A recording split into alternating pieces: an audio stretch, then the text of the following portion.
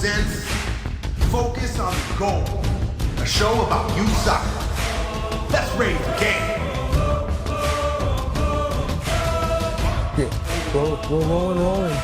Awesome. Very excited. Here with Steve, the man, the myth, the legend, the mastermind behind what we have here at Next Level. It's a pleasure to have you. Thank you for coming in today. Appreciate it. Thanks, Danny. Appreciate it. Happy to be here. Ready for what you got for me? Yeah. Oh, it's I'm really excited to have pick your brain and have a chat with you today because I feel like you have all these awesome ideas and you're a dreamer is what we like to say. You are a dreamer. First thing for me, Steve, that I really want to know is who is Steve Paylor? Who is Coach Paylor? Where do you come from? Obviously I know you're from England, but I want to know your story. Talk to me about your story. Well, that's quite a story. As a person, as you just said, I'm a bit of a dreamer. I'm a John Lennon type. I imagine that people would all be great and love each other and care and do good things for each other. But and I suppose my life is a journey to try and figure that out, to try and do the best that I can for it. I think should be everyone's journey. Me as a person, if you like, or who I am. From England. I grew up. I was born in the 70s in a part of England known as County Durham. Nice. The two big towns in the east side of County Durham, which is East Durham, is Hartlepool, which is where I was born. Yep. It's where my mum was born. It's where my dad was born. It's where half my family still live. I spent a lot of time there growing up. And also in another big town in East Durham, which is Peterlee, which is 6-7 miles away. Similar people, slightly different accent. Local rivalry because they're 6 miles apart. Sure. And when I was a kid, it was difficult because I had obviously I was a half-breed, like a muggle. My dad's side and my mum, I suppose, was born in Hartlepool. I was first lived in Hartlepool. But my mum and dad split up when I was kind of 3 or 4 and I moved to Peterlee. And to everyone from Peterlee, I was a monkey hanger. And everyone from Hartlepool said I was a yakka, which is what they call the Peterlee people.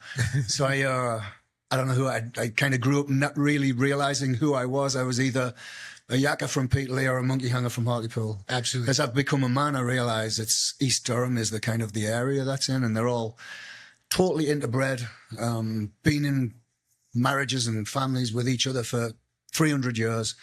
So there's no difference between us other than we have a slightly different way of talking. Hartlepool people drop a little bit of the H. They'll say Hartlepool instead of Hartlepool, which was the topic of, because my mom says Hartlepool, and that's, even though she grew up mostly in Blackhall and Peterlee. Yep. But I realize as we get older, we want to try and find ways of dividing each other.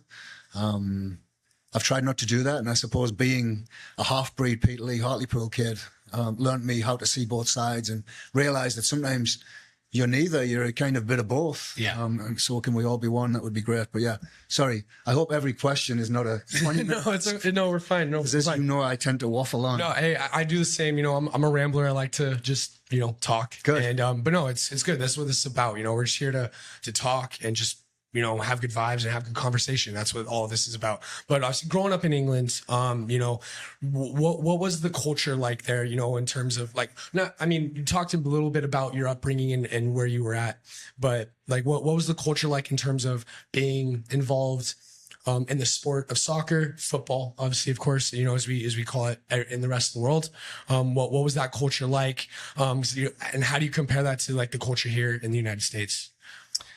Well, I was born in the 70s and raised in the 80s, in the northeast of England in the 1980s. You might remember Margaret Thatcher, kind of a somewhat famous historic figure, was the Prime Minister in England, certainly when I was a kid.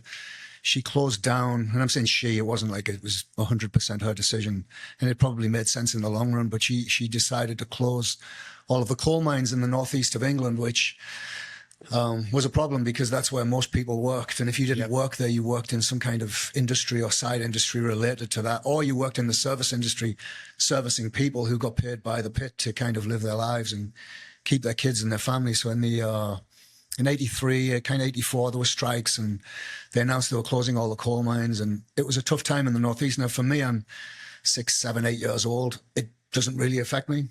All I know is that people I care about are upset about it. But looking back, what it did create for me is a difficulty, I suppose, in growing up in a culture where nobody has a job. Yeah.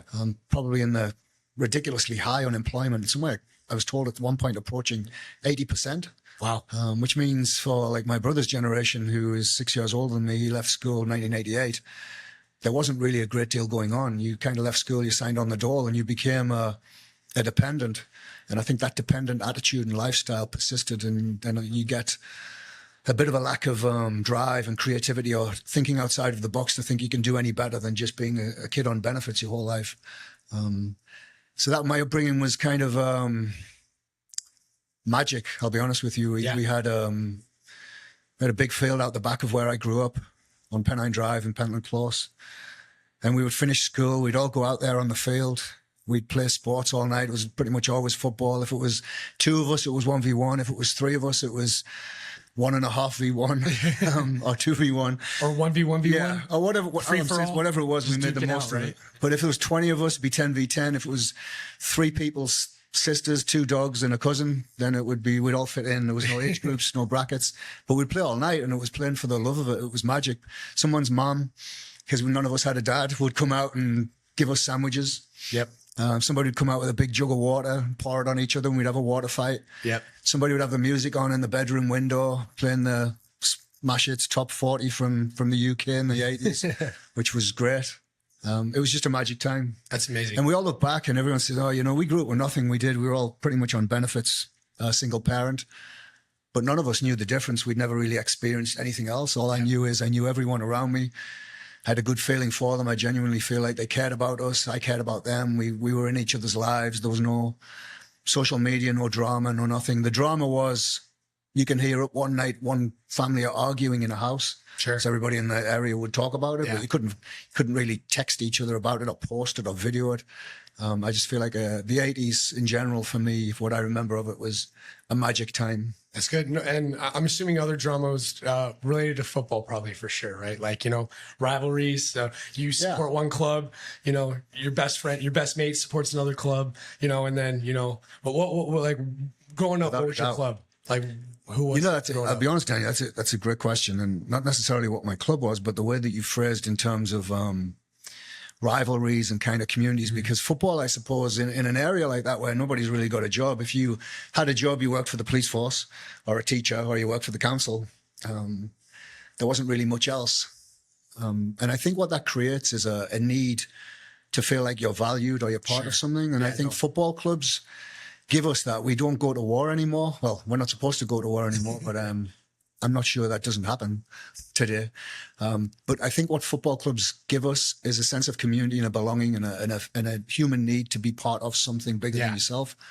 And I think one of my problems with that is I see that being corrupted and sold. Sure. So that need to feel like a belonging, to be part of your community, to be part of your group, to feel valued, to have a common value, a common goal. To hijack that and then charge people for access to it, which is what happens in football clubs these days, is a massive problem for me. I think that's, and it's rife throughout the sporting world. It's rife throughout the business world. People lose their sense of reason for living or who you really are. If you don't care about the person next to you, then who are you? Yeah. Why are you here? If we all care about each other, then what a great world we can live in. We live in a tough time with it. So yeah, football in the northeast of England definitely brings people together and creates little divides for us to pass time. Sure. And you're 100% right. Like, if I look at, you say, well, what is my team? Like, man, if I look at it, I have family all across pretty much the whole of the northeast of England. Sure. But when I trace my family tree back, most of my DNA is from Ireland, and particularly Western Ireland, Connaught, Roscommon area more specifically. Mm-hmm. And as soon as I find that out, I think, well, wow, I have 1,000 dead relatives in the ground in the west half of Ireland that I had no idea even lived. Yeah. But they spent their entire life fighting and working, striving for me to be sat here talking to you. Yeah. So I'm loyal to my past, loyal to my people. The Paylor family tree. Yeah, not just Paylor. I mean, man, I have 4 different family names poured into me. Yep. They had 8. And then 6 ages, and it goes crazy. I mean, if you look at someone's family tree and go back 10 generations, you're at an astonishing amount of people. And when I look at where all of those people come from, I have DNA from Sweden, mostly Irish, which was a shock. Some of my friends in England told me we might not be able to be friends anymore now that I'm Irish. But as soon as I found that out, I became interested in Ireland. And Irish culture. I've been there. We actually we bought a club there, which is recently changed. No, that was I mean, Great Wonders. Which was it me kind of clinging to my heritage, or did it make sense for us? Well, maybe a bit of both. And both, yeah. Because I think as a club, you need that. But yeah, growing up, my brother supports Newcastle. My uncles are generally Sunderland. Yep. Half of my friends, most of my friends are probably Sunderland. I was born, somewhat raised in Hartlepool. Sure. I've been to more Hartlepool games than any other team. Yep. Started going to Hartlepool games in the 80s. I've been to loads of Sunderland games, Newcastle games. The only Northeast club that I haven't been to, and I would go as far down as even Leeds. Sure. Because Leeds I have a soft spot too, is Darlington. I've never been to Darlington, a game at Darlington. Yeah. Which is a shame because I'm from Hartlepool. Hartlepool have a really good rivalry with Darlington, and it astonishes me that those two clubs can't get their heads together to make that happen once a year. Yeah. I know they're not in the same division, but maybe the cost of the police would outweigh the cost of the security and attendance for the revenue. I don't know what it is. I've not looked at it that deeply, but for the good of the people, for the good of rivalries, can we make that game happen once a year, twice a year, one at home, one and away? Wow, it sounds like a payday for the clubs. Sounds like a day out for the families. So yeah, who's my team? Man, I probably watched more of Newcastle recently because they've been in the Premier League for a while, but obviously they have a strong squad right now too. Yeah, they've done pretty well. Strong. But could I honestly tell you that I'm more a Newcastle fan than Sunderland? No. I like to see them both do well when they both play each other. I don't really have a side. I just hope everybody gets on, has a good time, and there's no fighting after the game because we're all the same people. Yeah. But who's my team? Hartlepool. Hartlepool? Yeah. Okay. Town I was born, town my mum and dad were born in, place I first played. Wait, was there like growing up, was there like a player, whether it was for Hartlepool or Newcastle or Sunderland or whoever, it could have been at a big name club too. Could have been just an English national team player. Like growing up, was there someone like that is my guy? Like poster on the wall. I don't know about poster on the wall. That might be a bit much, but yeah, man, I could be here all day talking about players. Sure. Local players that have struck a note with me. I would say when I was a little kid, Rob McKinnon used to play left back for Hartlepool. Mm-hmm. Red-headed Scottish guy, I believe, flying up and down that left side, just passion, commitment, work rate, energy, speed. Like when you're a little kid and you see a fully grown man whiz by you that fast and fly after someone, jump in, tackling, and just all action. Yeah, that sticks in your mind because it's the first thing that you think, wow, like that's quite impressive. Absolutely. And from a young age, I realized that being a professional anything is a statement of fact that somebody is willing to pay to watch you. Yep. Now, if they're willing to pay to watch you, there has to be something that you do that is, wow, expectant. And luckily in the work that I do, I get to see that in some of the young talented kids that we have. But Rob McKinnon was the first that stood out like that. I think as I got older, Gaza from the Northeast for sure was personality, energy, charisma, really great ability on the field, technical level, a lot of flair, did things differently. You got excited when he got on the ball. Yep. Those types of players, I like to call them like X Factor players. X Factor, yeah. Where you give them the ball and like special things are going to happen. Like it's like the spotlight's on them at all times. Well, building on that, my favorite player ever, who I think is probably the person who's graced the game with the most gifts, is Ronaldinho. Yep. Which I was going to bring him up. For the same reasons.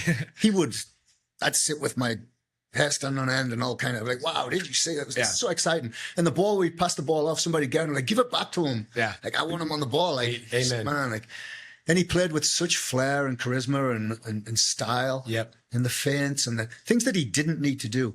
I grew up in a very Dutch system of functional soccer. Sure.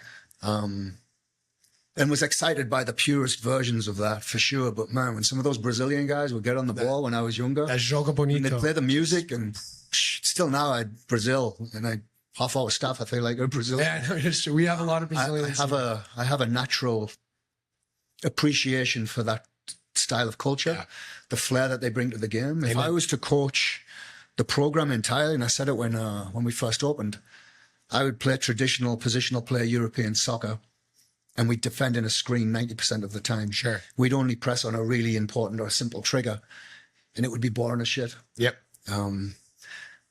The Brazilians, and it's being coached out of them, unfortunately, in their home country right now, but they had a Let me get on the ball and let me see what we've got. Yeah. Let me relate with you without a plan. Yeah. Let me look into your eyes and see what you see in your soul, and I'll do it too. And that magic gets you standing on end because you don't know what's coming next. When I watch a game today, a positional player game right at the top level, national team, England, Serbia recently, man, I know what's going to happen 7 passes before it happens. Yep. And that prediction ability is boring. Yep.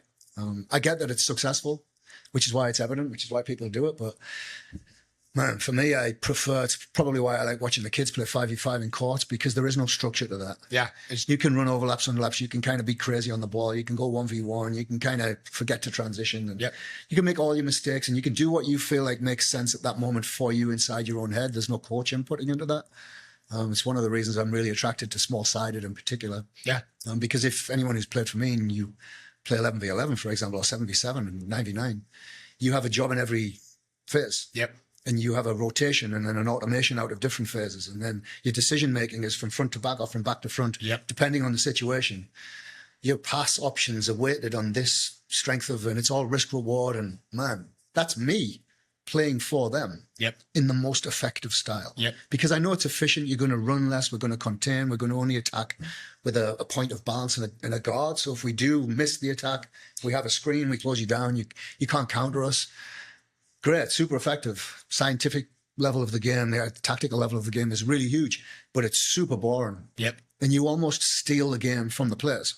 So suddenly now I'm telling the kid and then Landon McEwen comes to mind, telling him what to do when he's going to tell me what we should do, because he's seen things in a different way. Absolutely. And I think that's disappointing. I understand why it happened, or why it has happened and continues to happen. But it's a little heartbreaking when I watch Brazil string 40 passes and not break a line. Yeah. That's very uncharacteristic. You see that for sure. Well, like European coach, European style now. Can we bore the crap out of everyone in South America like we have in Europe in the last 10 years? So the game's lost a lot from that. Having said that, next level, I coach that way. Because our job is to develop players for the top level. Regardless of what my input is in it or what my own thought process is. But I do, in the hope in my mind that the game will come back to individual creative flair, the Maradona type impact. And because I hope that would happen, we push the kids into the cages. And we let them play unscripted for a little bit of fun. I tried, we did a program called Just Play. We still kind of run it indoor, where kids come in, really pick up for fun. Just getting reps, having a good time, putting the music on. Free play, no restrictions. No restrictions. I make all the choices. I'm gonna, and as a team or a group, we overcome challenges. We decide whether it's a free kick or not together. We solve that together. You want a free kick, I don't. I'm on this team, you're on that team. We have to fix it or we won't play. Okay, well, I'll tell you what, Danny. I think that was probably it might have been like you take a free kick. You learn to solve disputes, but here in America, the cage goes around and the parents on the other side, and they're all trying to input and input and input and input. And I'm looking at it and thinking, man, like, how do I stop this? And how do I change then the thought process? You try to educate and you do what you can for that. But I'm always cognizant of being a voice over and over and over and over and over, because I could get on the mic like this and talk 4 hours a day and insult 1,000 people and talk about 200 things. If it's going to make a difference, then I would do it. But the more I do it, the less important the message becomes. Absolutely. So I don't overly criticize what we do. I guide in the direction as best I can. But I'll be honest with you, the Just Play thing, if I had my magic wand, all the kids up to about a 40 OR, 42 OR would just play 3v3 every night they come in with the music on. And the 3v3 would be like our stars program challenged, where if you stand out in your court, you win a star. And if you get enough stars, you move up because you're probably suited to a faster pace. And all the courts are numbered. And that was the idea of next level. If you're a 30, you'll play in the 30 court. And if one of the coaches watches for a while and sees you standing out, or one of the kids vote you, which I think is important too, then you win a star. Man, that kid's won 4 stars in the last 2 weeks. Maybe we should bump them up. So as soon as there's a place above in the next court, in the, whatever it is, 41, 42, 43 court, they go in there and they start from the bottom probably. Maybe they're the weakest player in there now. Maybe they're not. But you're going to capture everyone's growth cycle that way. You're going to challenge them continuously. Yep. It's never going to be overwhelming, so you shut down. It's always going to be at your level, and you're going to get the reps and touch repetition and the decision making to move off the ball. The 3 players, so you have third man runs, you have triangulation, you have depth and width. You have everything. Yep. You have a press defense with an inverted triangle, and then a triangle wedge block defense where it's brick wall, it's a screen, and you know the difference between the two. You start teaching triggers. So you can learn a lot of the decision making in a 3v3 format. And the players are getting 400-500% more touches every Oh, night. 100%. In a comfortable, competitive environment, challenged. And then I don't have to walk around sessions and see cones everywhere and coaches running drills and teaching corners and set pieces for 4 hours, which is not going to make any of them better. They're all standing watching. They'll get it right once out of 10. Yep. And everyone will celebrate like we've created something. Right. But yeah, the laid back style of playing in the community, local, fun. That was the game that I grew up with. Oh, 100%. Back to the questions. Yeah, no, right. No, for sure. No, and kind of for me is we talk about like Ronaldinho, but talk about that creativity, special players. So like, well, for me growing up, the club I played for was Sereno, which is now what's turned into what's now RSL, of course. But at the time, Sereno had a partnership with Chelsea. Yeah. So I joined Sereno when I was about, I think, 10, 11 years old. Before that, my twin brother and I, Robbie, and myself, we played AYSO. So we played the rec season, but then after every rec season, they would form what was called like the all-star team. And they had that. And it was actually a really fun environment. It was actually really competitive. Because then they would get all the different AYSO regions throughout the valley and even like down south, just all over the place. And they do this countrywide. And it's a little bit of like, I know the times have changed and there's platforms and there's all this stuff that we'll get into later, but it was a fun way to grow up playing soccer because, you know, it was like we were AYSO region 688 in Gilbert, right? Kind of, and it was we played. Do you have a tattoo? What's that? Do you have a tattoo? No, I don't. Not from that. But our region was region 688, and we'd play against region 310, which was in Mesa, or in like Chandler area. We'd play against 1079, which is like North Mesa, and we played 1046. And geographical regions. Yeah, and they were all different regions in the valley, and we'd play in all these tournaments. We'd play against each other. So there was that sense of like pride of playing for. Oh, we're playing 225, which is out in like Avondale. We're playing them. We're playing this team, and like. But like where we'd compete, but at the end of the day, we were all kind of under that same umbrella where like it was like friendly rivalries, like off the field. Like when we'd see each other outside of the field, we'd have conversations, we'd just play because then we'd have all these events and stuff. The culture. It was so fun.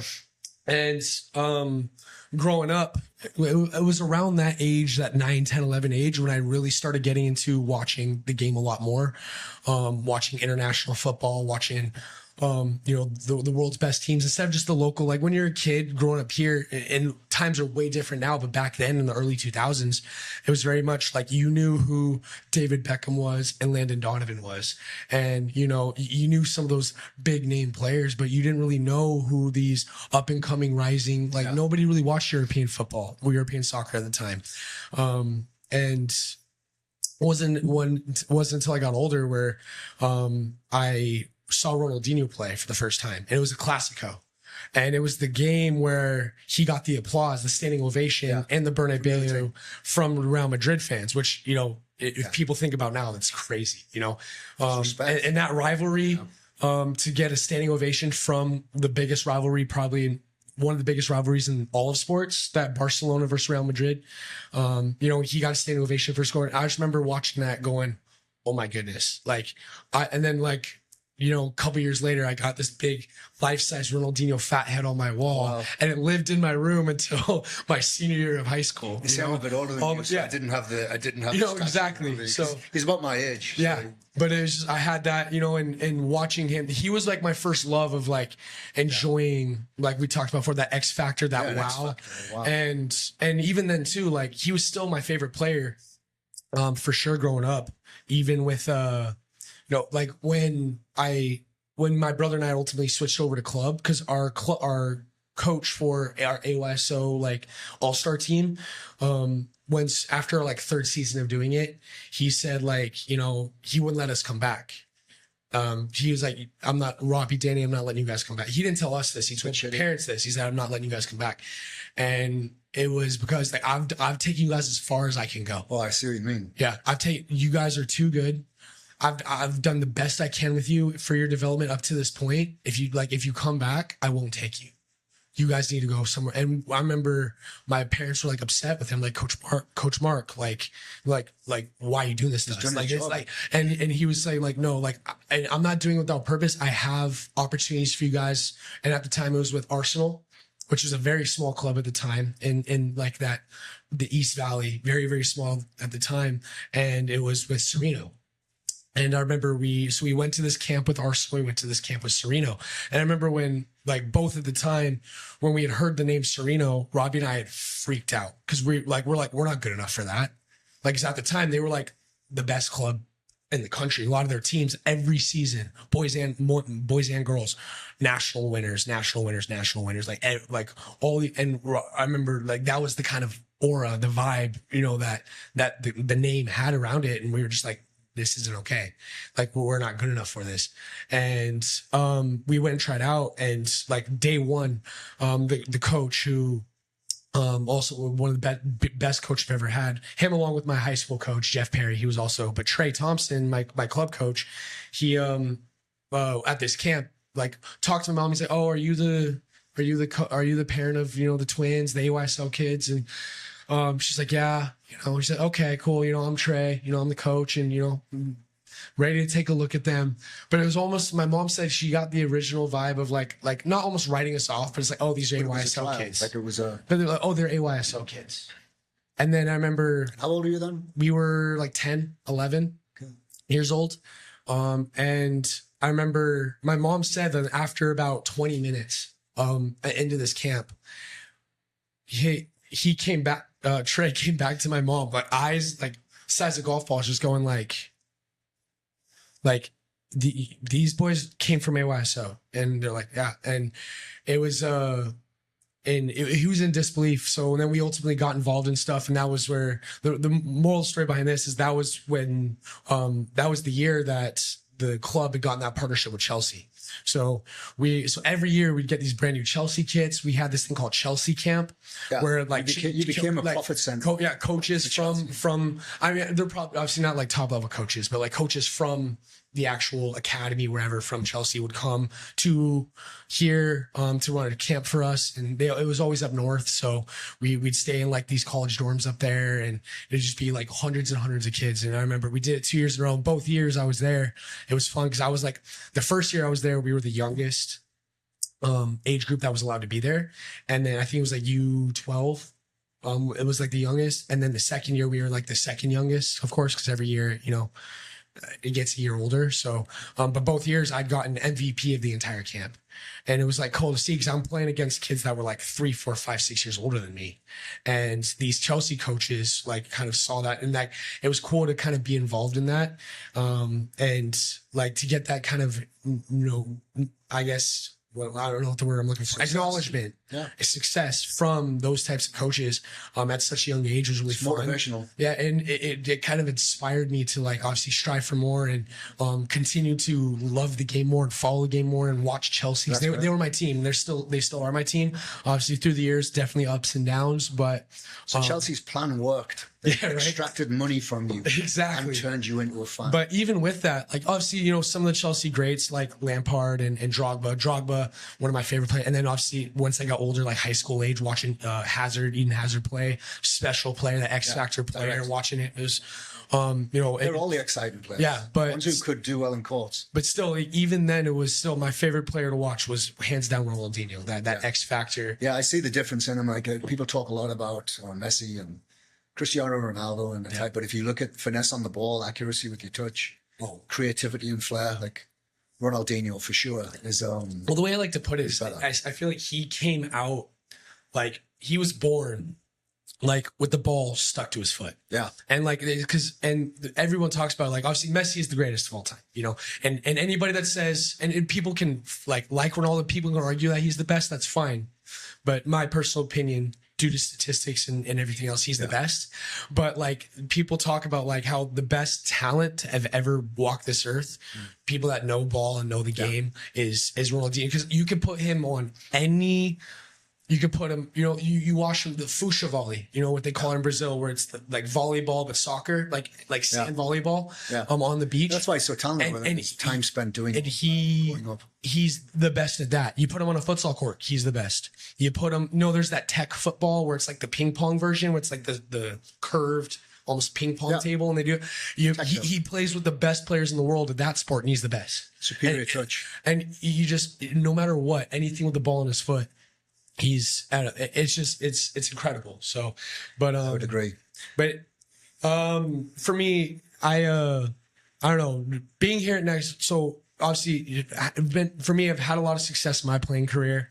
Was been fortunate. I was being named a 2-time All-American, Gatorade Player of the Year. Had lots of success through my developmental years, through high school, through college, and then stints of pro things and semi-pro levels and things like that. And it's got me to where I'm at now. Now I'm a coach, play for the UPSL team here at Next Level. Everything about being here is, I love it. The atmosphere, the culture, the mission of what we're trying to accomplish is special. And, obviously we've grown so fast, only still a club relatively in its infancy, only 3 years in. Absolutely. But I want to pick your brain on like Next Level, like, kind of, you talked about it, you mentioned a little bit about the philosophy of, we talked about the cages and the OR system, which, people that are watching this, listening to this, are like going to have no idea what it's about, which we can dive into a little bit, but Next Level, what is it? Like, what was your mission? What was the plan? Because I know you've coached at all these different clubs, not just here in Arizona, but you've been all over the place, and I would say, Next Level was a frustration, I think, of mine. And you're right, working at other clubs, asking for, not necessarily asking, but trying to say what I thought, move things in what I felt was a needed direction. Yep.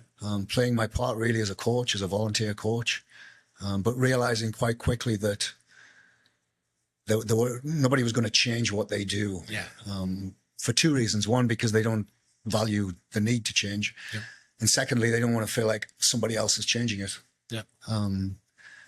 So that culminated in a presentation to Phoenix Rising at the time.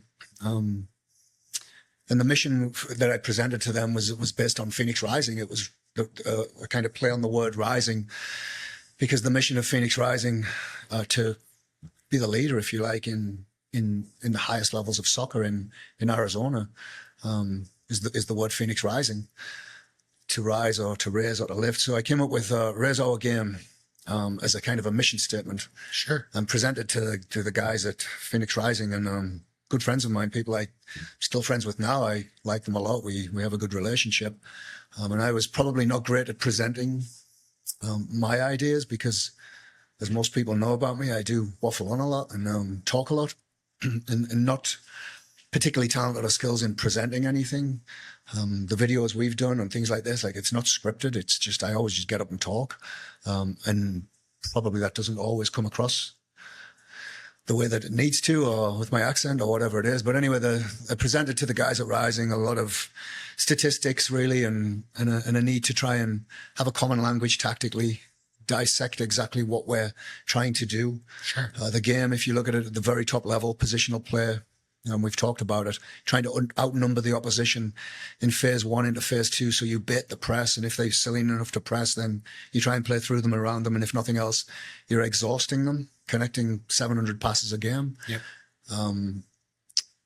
To label the structure of that as phases, play through channels, use automations to attack space in break lines, how to transition, how to manage energy, how to choose what to trigger. All our kids should know, by the way. When to screen, when to press. So it was a ton of stuff that I thought, well, can we standardize that, systemize it, and make it a thing that we teach at certain key skills and time across the club, instead of what we had. And to be fair to Phoenix Rising, it wasn't just Phoenix Rising, it was every club I'd ever been at.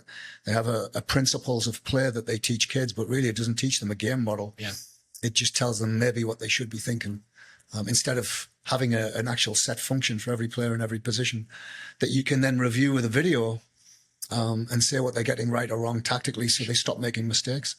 Stuff that should be common sense, really, in a player development plan. If you don't have, first of all, an evaluation of where you are, and then a clear plan of what you're trying to achieve, and then really you're just kind of milking it all the way through and bluffing it, hoping no one doesn't notice that you don't really know what you're doing. Yeah.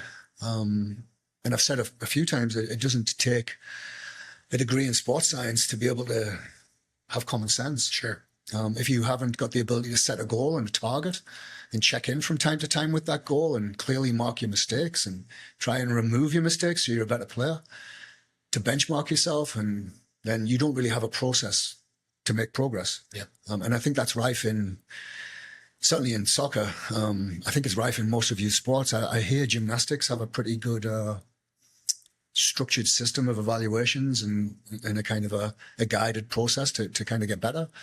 Well done to them. And it's something I've tried to input into what we do. Yep. Hard to teach, 3 years in, and we've only just gotten to the point where I've been able to get all of the coaches to do their evaluations once every 6 months. It takes 5 minutes to look into the eyes of a young kid that you coach and say, hey, little kid, I watch you 4 nights a week, and I see you play, and I look into your soul and your eyes, and this is what I see in you. Yeah. To not have the time to do that, and it takes 5 minutes to write some notes, give them a goal, tell them what they need to work on, tell them what they do really well, build them up a little bit. If you don't have 5 minutes to do that, then you're fired. And that's happened. Yeah. People. A few different times for Yeah. sure. Yeah. Because I won't, what's the word? I won't allow that. Yeah. Because you can be the greatest coach in the world. You can see great things in kids. You can be a good talker. You can be attentive. You can be professional. You can say the right things. You can be a good motivator and inspire kids. If you don't have 5 minutes for that kid every 6 months to tell them, this is where you are, this is where you were, this is what you've achieved, this is what's next, I care about you, I love you, then you don't work here. Yeah. And I think that's something I'll always stick by, because I'd rather have the parent volunteer who does everything that I ask of them, commit to the kids, try to play the system, try to teach the language, do the work, and begrudge when we give them money, they begrudge it. I don't really need that, because I do it because I care. And I get it, people have to make a living and earn a check. But having been in England a lot and having seen the game in England and seen the level of feedback and evaluation that the kids get over there by volunteers most of the time, and then I see coaches here who get paid a lot of money, but can't find the time to do that, then I have a problem with that. I'm up most nights late. I'm up every morning early. I'm on the computer. I get 100 emails a day. I find the time like the best I can. Yeah. So to not do 5 minutes when I see them posting private session after private session after private session, talking about commitment, and I find that difficult because I know the reality. I live it every day. And so, I don't back down on that. I saw a need for change. I saw a need to set higher standards. I saw a need for an education into different elements. If you go through most coaches who are professional coaches apparently today and ask them to explain to you the synapse, how a synapse works, how it relates to signaling and reaction time, and how can you improve that, and how do you measure retina rods or number of rods in a retina to see how quickly people can see, and rates per second, and how can they see it differently than you maybe do. If you don't understand the game science, you don't even watch games, but you're a professional coach. Yep. If we could change that and improve it even 10%, then I'll feel like I've done a good job. Because when I first came here into Arizona, 2018, walked onto a field with a VO and people coming up to me telling me that I must be some kind of pervert because I'm videoing kids playing soccer. And I'm kind of looking back at them thinking, how do you coach the kids if you can't show them what they're doing in a game? It puzzled me. It still puzzles me. Show up to any tournament, any game, anywhere on a weekend at all, and there's 5,000 of them popped up for every single. The kids want the highlights, and they want the feedback. You know what the problem is though?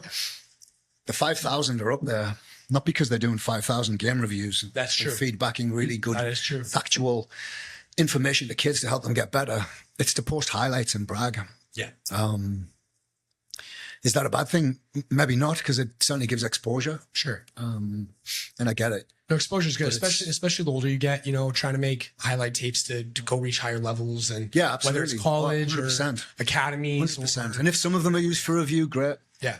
I know what a challenge it's been across Next Level, because what really makes sense, or I understand in what we do now, is it doesn't really matter what's in my head. It doesn't really matter what's in my heart. None of that matters really, because what really matters is how much of that I can get delivered. November's evaluation window, we were 40% success, I would say, in a good level evaluation with a fairly accurate number. Yeah.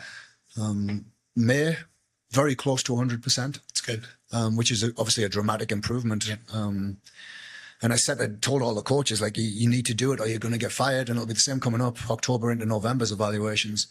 So everyone kind of knows where they stand. Yeah. They know now I will fire you if you don't do your evaluations. And I'm all right with that. Yeah. Some of the people we've let go are friends of mine. I like them, respect them. I think they're fantastic at certain things, for sure. They have strengths and qualities.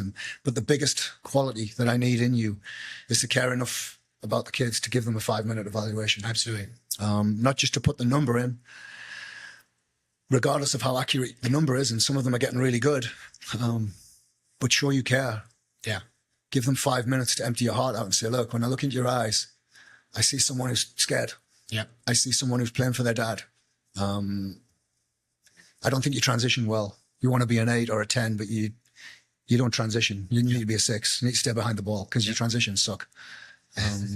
Whatever it is, Sure, use your left foot more, open your hips up more. It's the famous one in America. Oh, I told him to open his hips up, which I always find that quite humorous. That's the key skill of development as a coach in US soccer. Yeah.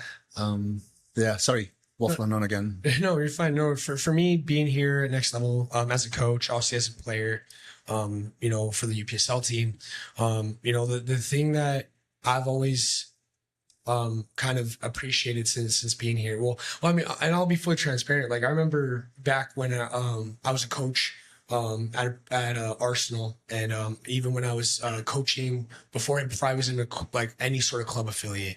When Next Level kind of first formed, there was this kind of this perception from the outside of kind of what Next Level was, and obviously I was one of those that fell guilty to that, of like, oh yeah, Next Level, this because there was the devil, all the rumors and all this, that, and we're buying coaches a car, like all these. We crazy burn kids, drown them to make their reactions there was faster. all sorts of things, and they're just stealing all the best. There's all sorts of things that bought into all the rumors. But the thing that for me, like, since being here, being involved in the mission, that I love and appreciate is the key word that you've mentioned 10 times already is just development.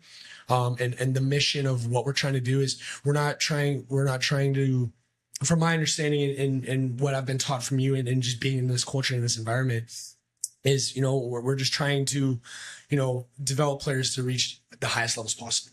There's no, mission of like, oh, we want to be, this destination club, or we want to send kids to be a college pathway. Like, we just simply want to develop technically proficient players and intelligent footballers. That's it. At the surface level, that's all it is. And obviously when we get into how we do that is at the youngest ages, we focus on technical development and we create extremely technically proficient players. Right. And then as they get older, obviously, and then in that process, do we want to teach them to be intelligent and understand tactical concepts and have some sort of game model, of course. But, once we really have to really teach them crazy tactical things until they get to 11-11. Until they can make it work. Until they get to a certain technical level where it's, hey, this is how they're, this is how they're pressing, this is their formation, these are the automations they're running. How do we adjust to that, Well, what I would say, Danny, in that is it's interesting point, because one of the kind of things we really do wrong, but it's so hard to turn ship, because regardless of whether it's what I want, people won't do what I want, unfortunately. But what I would like to do is not play structured games. And by structured, I mean game model games, where anyone's telling you what to do overly. You can have guidance like create more width, drop more, open your body up. Like that's fine. But be in this phase, you need to be standing here with your posture this way, with your hand signaling this way, with your head up this right, and you're catching an apple in your neck and posture neutral perfectly. And they assess your options from front to back, literally like robots, like asking them to be a robot to do exactly what I tell you.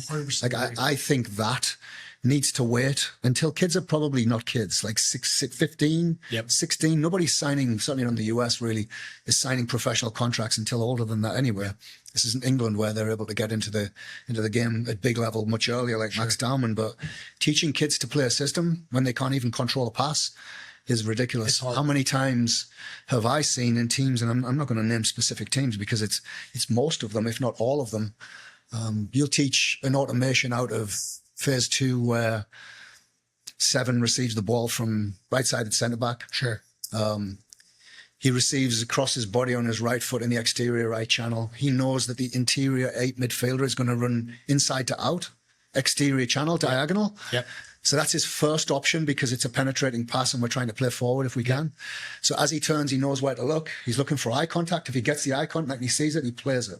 No hesitation. After he's plays it, he's got a job now to do. He's going to follow play centrally behind the player. So the player knows if they get stuck, they have an immediate drop. If they lose the ball, we have an immediate press. But how often I see the 8 make the run, 7 receives the pass, first touch is 4 yards away. Turns the ball over. The 8s ran 20 to 25 yards in 11v11 anyway, breaking the exterior channel. Now has to run a transition run to defend in phase 2. It's 40-yard transition. So you've run 20 yards that way, sprinted. Now you're a 40-yard transition sprint. You're 60 yards of wasted running because the 7 doesn't have a good enough touch. So when that happens again and again and again and again and again and again and again, the 8 stops making the run. And me as a coach stop asking the 8 to make the run. Because what's the point? I'm exhausting my players because they don't have the technical level to be able to play a tactical game. So why we teach that, I'd love to change it. I think people who know me know how I feel about that. I teach a system at all ages because it's expected of me. I don't agree with it. But if they're going to play competitive games, I have to kind of give them some tactical inference.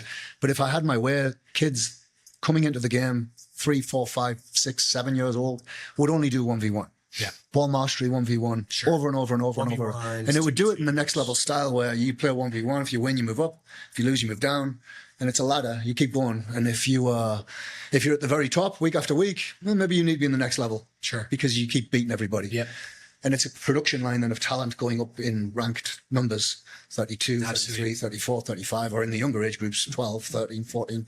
But they're constantly challenged with something that's relevant. Kids that age don't want to share the ball. They don't want to be taught tactics.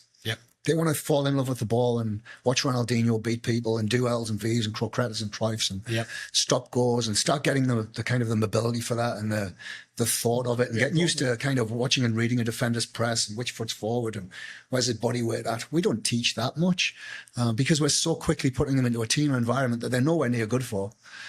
So parents can get around on the sideline, scream and shout and post highlights on Instagram. So the player development model, if you like, in the US is overtaken by the demand of selling soccer memberships or players to parents and fulfilling their ego. And it's a cycle that is stuck in because how do you change it? If somebody stands up and says, look, I'm going to do this differently because we really need to. Well, I tried that when we opened in 2022. We were just a training facility. I didn't really want to do teams other than the teams that we already had because we canvassed those parents and kids and said, look, I know you've been together for a long time now. It was 2012s and 2015s. 15s had really been together as siblings of the 12s. Josh Stebbing was fantastic on that, who was an assistant coach of mine for years. And obviously the 12s I'd had since tryouts in 2018 and 19 with Chad McNichol, who didn't follow us. But I wished he did. But no, if that was my way, you would 1v1 up to that age or that level. When you've mastered the ball, your technical level's fantastic at dribbling. You read a player's momentum really well. You've got good explosivity in your hips. You touch. You can run with the ball using your laces and not your instep. You have a range of different moves. Then you transition. You move up 2v2 or 3v3. I think 3v3 makes more sense. 2v2 is forced 1v1s all of the time. 3v3 for the things I said previously: depth, width, height. inverted press, screen, pressure cover balance, third man runs, field in 2 channels, left side, right side, vice versa. Somewhat playing through phases. You can teach all the basics of tactics to get them ready for that, but really just let them play it. And instead of you teaching them what to do, just let them recognize what phase they're 100%. In, what side the ball it is, or what makes sense, and guide them through that 3v3. Same concept in your courts. You stand out, you move up. If you move up the time slot, if you're in the 5 till 6:15 session, you're in the top of the 5-6-15. You know what? You want to stay for the 6:15 for a few sessions, see how you fit in. Probably going to be nearer the bottom of that. Sure. But you know what? Like, let's see how it goes. And suddenly they've made the jump. They've been promoted. They've reached the next level. And we talk a lot about inspiring kids, but that inspires kids because they like to be challenged and know what the goal is. Well, the goal is to get out this grid that you're in faster than the people in it. Absolutely. So if you want to mess around and have a good time and it's just for fun, that's fine. We have a program for that. It's called Kicks. It's playing for fun, playing for kicks. But if you want to play for stars, you want to go to the next level, then you've got to have a mental score of at least 8, 9, and 10. And when we do evaluations at next level, a lot of it is we're looking at what's your mental score. It's rated out of 10, the mental score at next level. And kids who go all the way at 10s always. The top level, the professional game, everyone's a 10. Even on their bad day, they're a 10. Because they have to be. They have thousands of people watching them. And if they're not a 10, if they're 9.5 for just 10 seconds, somebody will complain. There's some fan will rip you to pieces and see it in your heart, and it's fair enough. So we go kicks or stars. At the highest levels, when you switch that mental game off for even like a fraction of a second, something's happening.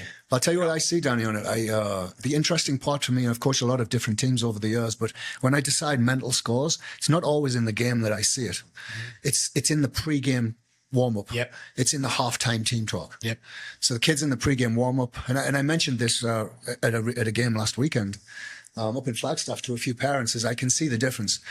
12 black in the pre-game are all literally ready to choke each other.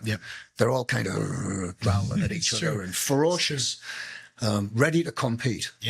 And if I ever detect it, and I saw it once, and it was at Club America this summer, suddenly some of the kids are laughing and giggling on and dancing, making each other laugh. And I'm looking at them thinking, and I can't swear on this podcast, but I told them, I was like, look, you might think that's a little deal, but it tells me that you're not a 10. Which I've always thought you were. And they were. Now, do you need to be held to a 10 standard? Or are you just a 10? Because if I have to make you a 10, then you're not really a 10. You'll pretend you are for a bit and it'll be all right. But deep in your heart, are you a 10?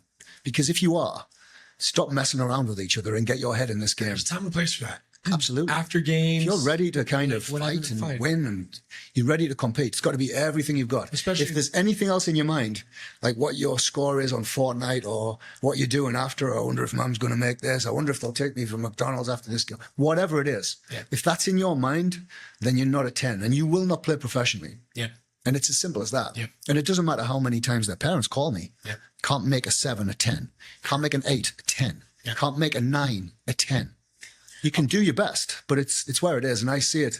And like I said, I mentioned it this weekend in the 12s game where quite a few of the kids are very kind of whatever. My own kids, same. And it's fine. Like I don't put undue pressure on anyone's kids really, other than to try and bring the best out of them. But I can see in your heart if you're a 10. And if you're not, I already know where that's leading. Not just in soccer, but potentially in life, because life's competitive. And I'm not saying all kids should be ruthless and assassins, but I think if they're going to play competitive soccer and they have a dream to be at the top level and that's what they really want, then demand a 10 of yourself. I want to briefly talk like the Cliff Notes version of the OR thing. We'll get to that in a minute because I know we could talk about that that's a whole other podcast. But no, for me, talking about like the development and where we were at, we were talking about, the technical level of, why teach tactics if the technical levels aren't there, if you can't control a ball, pass the ball from point A to point B, et cetera. Get the technical level to a certain level first. 100%. So, like and for me, along with that is the philosophy I always had, and that's why I appreciate being here I noticed it, and I don't think this is a individual like clubs like here locally in Arizona. I think this is just the U.S. soccer kind of concept. It's not like every club out there, but I feel like a majority for sure. Majority of clubs, coaches, teams, etc. And I really appreciate being able to have that start in my coaching career with Arsenal. There's so many people over there, the directors over there. There's a lot of people I have great relationships with, and I really appreciate. They have a great thing going on over there. Yeah, they're amazing. There's amazing people over there, and I want them to continue to grow. For me, the why I like being here at Next Level is the having the same uniform message from like when they start, the same vocabulary. We've talked about this, using the same vocabulary, the language is the same. And now there's a little bit of, when you go coach to coach, of course, there's going to be a little bit of niche switches and things, but the concepts, the backbone structure of what we're teaching is uniform. So if I have, Austin Asanovic, who's playing for Ricardo, like a lot of the vocabulary, a lot of things are the style, everything's going to be the same. Then if they come and play for me, the backbone structure is still the exact same. Now I might have slightly different tweaks in certain things and stuff like that, of course, but I feel like, or what I've noticed about a lot of these other places, it's, if I play for this coach, completely different vocabulary, completely different system, different style, confusing. And then if I go over here and play for this coach, bro, I could thrive with this coach and play and completely be lost with this other coach. And it makes it hard. Like, don't get me wrong, is understanding different systems, different things important, especially when you get to higher levels. If you want to play in college, if you want to play like all, at the professional level, wherever it is, of course, like being able to adapt is important. Be able to find a role and have the technical and tactical understanding, technical level and tactical understanding, be able to make it work is very important, of course. I agree. But just having the same, vocabulary and understanding the channels, the phases, all of that, I think is very, very, very valuable. So, and then when they go from 44 to 77, the message, the style, everything's the same as you continue to graduate up and get older from 44 to 77 to 99, ultimately do 11v11. And the thing that I also like as well, in terms of my philosophy is, I tell my parents this and I tell my players this, that I will coach you guys Monday through Thursday because we train 4 days a week, Monday, Tuesday, Wednesday, Thursday. When it comes to tournaments, games, etc., Friday through Sunday, like, the analogy I like to use is I'm no longer coaching you guys. I will manage you guys, right? Of course, I'm very vocal in terms of like I'm supportive, I'm encouraging, right? But I try to eliminate the term I like to use is joysticking my players, right? Because if I'm running up and down the sideline, which I see a lot, I'm sure you experienced 1,000 times more than I have, where when I see coaches running up and down the sideline, joysticking, telling these kids what to do, drop it, recycle, switch, like all these things, shoot, pass, like whatever. It's just like these kids aren't making those decisions, either subconscious or conscious decisions on their own. So like they're doing them like in the long run, like they're saying some of the right things, maybe. Maybe yes, maybe no, but like it for me, it's like they're doing these kids a disservice when that happens, because these kids aren't making those conscious and subconscious decisions themselves. What's going to help their development? Them making those decisions. Now, if the play is gone, like after a moment happens, and I could be like, hey, kiddo, in that moment, paint the picture in your head. What's a better decision? But the question is, why did you make that decision? Correct. Or is there anything you should have maybe or could have maybe done differently? But that's then for them to solve. Exactly. And it's after the fact, in the moment where it could be like, hey, kiddo, in that situation, paint the picture. What's a better decision? Oh, I should have done this. But what that is, Danny, and it's a really important part of coaching is, and I'll not name names, but there are coaches that I've seen in the past, and I've mentioned it about them. They are the sledgehammer to the instincts of the player, because as soon as they touch the ball or do something, so the kid's stimulus is, wow, like I've messed up. But again, it's even further stealing the game from them, because it's not just I'm going to give you a list of options and I want you to select them and make a decision. It's more, I'm going to tell you exactly what to do all of the time. Correct. And again, it's that stealing of the game and the kind of the free nature of the game. Like players don't want that. I can't imagine players want that. Like, oh, coach, tell me exactly where to stand and stand on one leg or which leg forward. And man, like how bad is it going to get? Breathe in now, hold it for 4 seconds, breathe. Like how much do you want to tell somebody what to do? Like the game really, as all games should be fluid. They should be played by the player. Now, I understand that money in the game has dictated a change really, and you're gonna do what's successful. Yep. And I get that. The clubs have to make money, and winning things brings fans, which brings success. But you kind of move away from the love of playing the game, and at heart that has to be it. I mean, I'm coming up to the big 5-0. And 5-0. yeah, and we don't play walking football in the US yet, but it's on the list for us to do when the West location opens. But I don't play really anymore. I can't really play at that speed. I can't, but I love it, having the choice and reading movement. Yeah.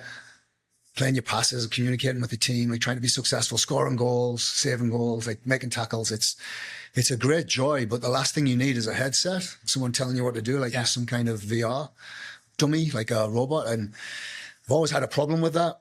And the need to do it in the modern game is why I coach and lead a club that dictates positional play. Bores me a little bit. Yeah.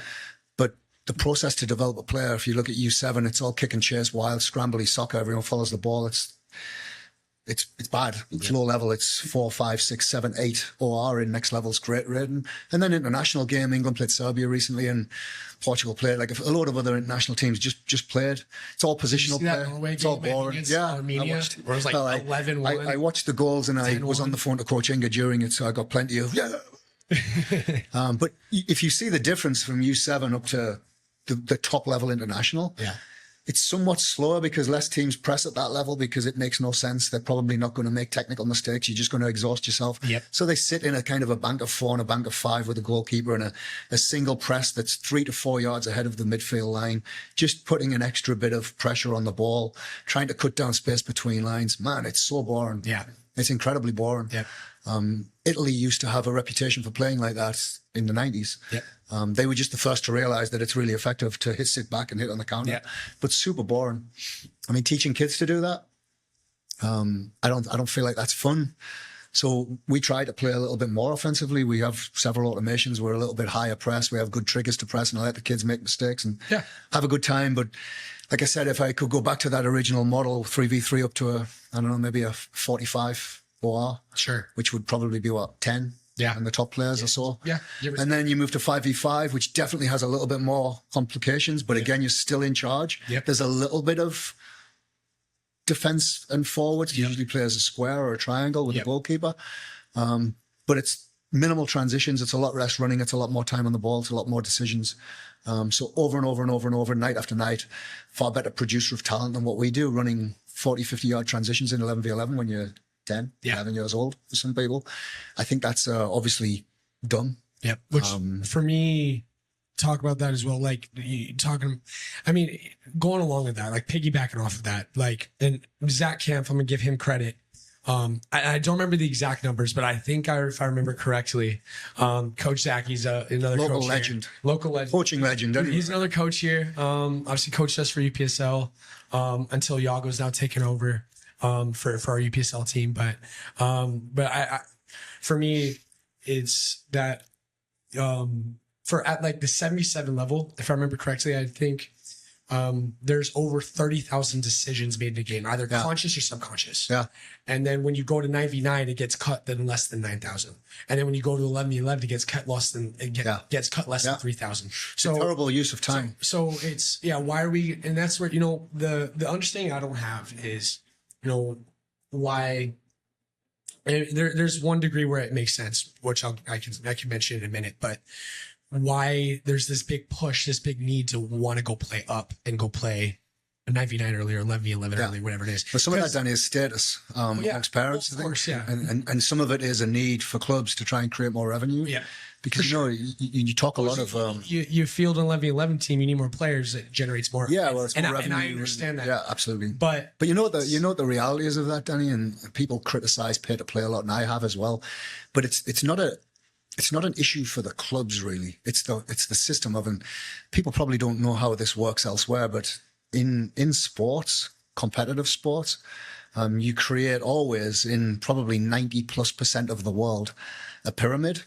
And the US like to post online every now and again their pyramid. It's not a pyramid because it doesn't relate to each other. It's individual entities competing with each other. Yep. That's not a pyramid. A pyramid is where you start at the bottom, and if you're successful, you move up. Challenge. It's exactly as Next Level is designed, where you'll play in the 5 cage, 5 to 10 rating. And if you stand out, you win a star, you move to the 10 to 15 cage. Yep. And then if you stand out, you move to the 16 to 20 cage, and you move up to the next level because you're challenged to. And the only thing that's limiting you is you. Yep. And can you parents call every coach in the club and make sure that they're noticing your kid and putting more attention on them than everyone else? Well, that's just a distraction, to be honest, because we have to look at all of the players and make assessments and judgments on what we see. And I've said for a long time, a lot of parents' judgments are going to be between 1 and 3 points positive. Sure. And that's human nature, and there's nothing wrong with that. That's their child. But if you break down Next Level system into 5 parts, technical, tactical, physical, mental, and social, it doesn't take much for you as a parent to look at your kid and think, socially, I think my kid's 1 point higher than what everybody else does.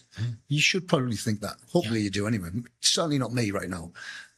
Technically, yeah, my kid's as good as that kid, because you focus on the things they do well when they do well. You don't really look at their mistakes. Yeah. Physically, yeah, my kid's big and strong and fast. Yeah. Okay, well, great. Mentally, yeah, my kid gives everything. He's such a good kid. It's easy to be between 1 and 3 points out when you have 5 chances to get wrong. Yeah. No. And it's human nature. Yeah. You should think well of your own kids, surely. I mean, that's a human thing. The problem is nobody else does. Yeah. And yes, you can kind of coerce them and passively aggressively tell them what you think. And you think my kid's great, don't you? Yeah, you do. Oh, yeah, you think my kid's great. All me say, everyone agrees with me. But the reality is most people see what they see. Yeah. And as long as we accept that we're somewhat honest, we do the best that we can, and everyone will make mistakes. But when I looked across the ORs this summer, and if you go back just to November, some of them were way out. And by November, I mean November 2024. By the time we got to this summer, most of the ORs I kind of agreed with within a point or so, which is pretty good. And then the sub brackets for technical, tactical, physical, mental, social, I thought were pretty good. Yeah. So I thought we'd done a pretty decent job of that, because as you know, it's a complicated system to learn. Is.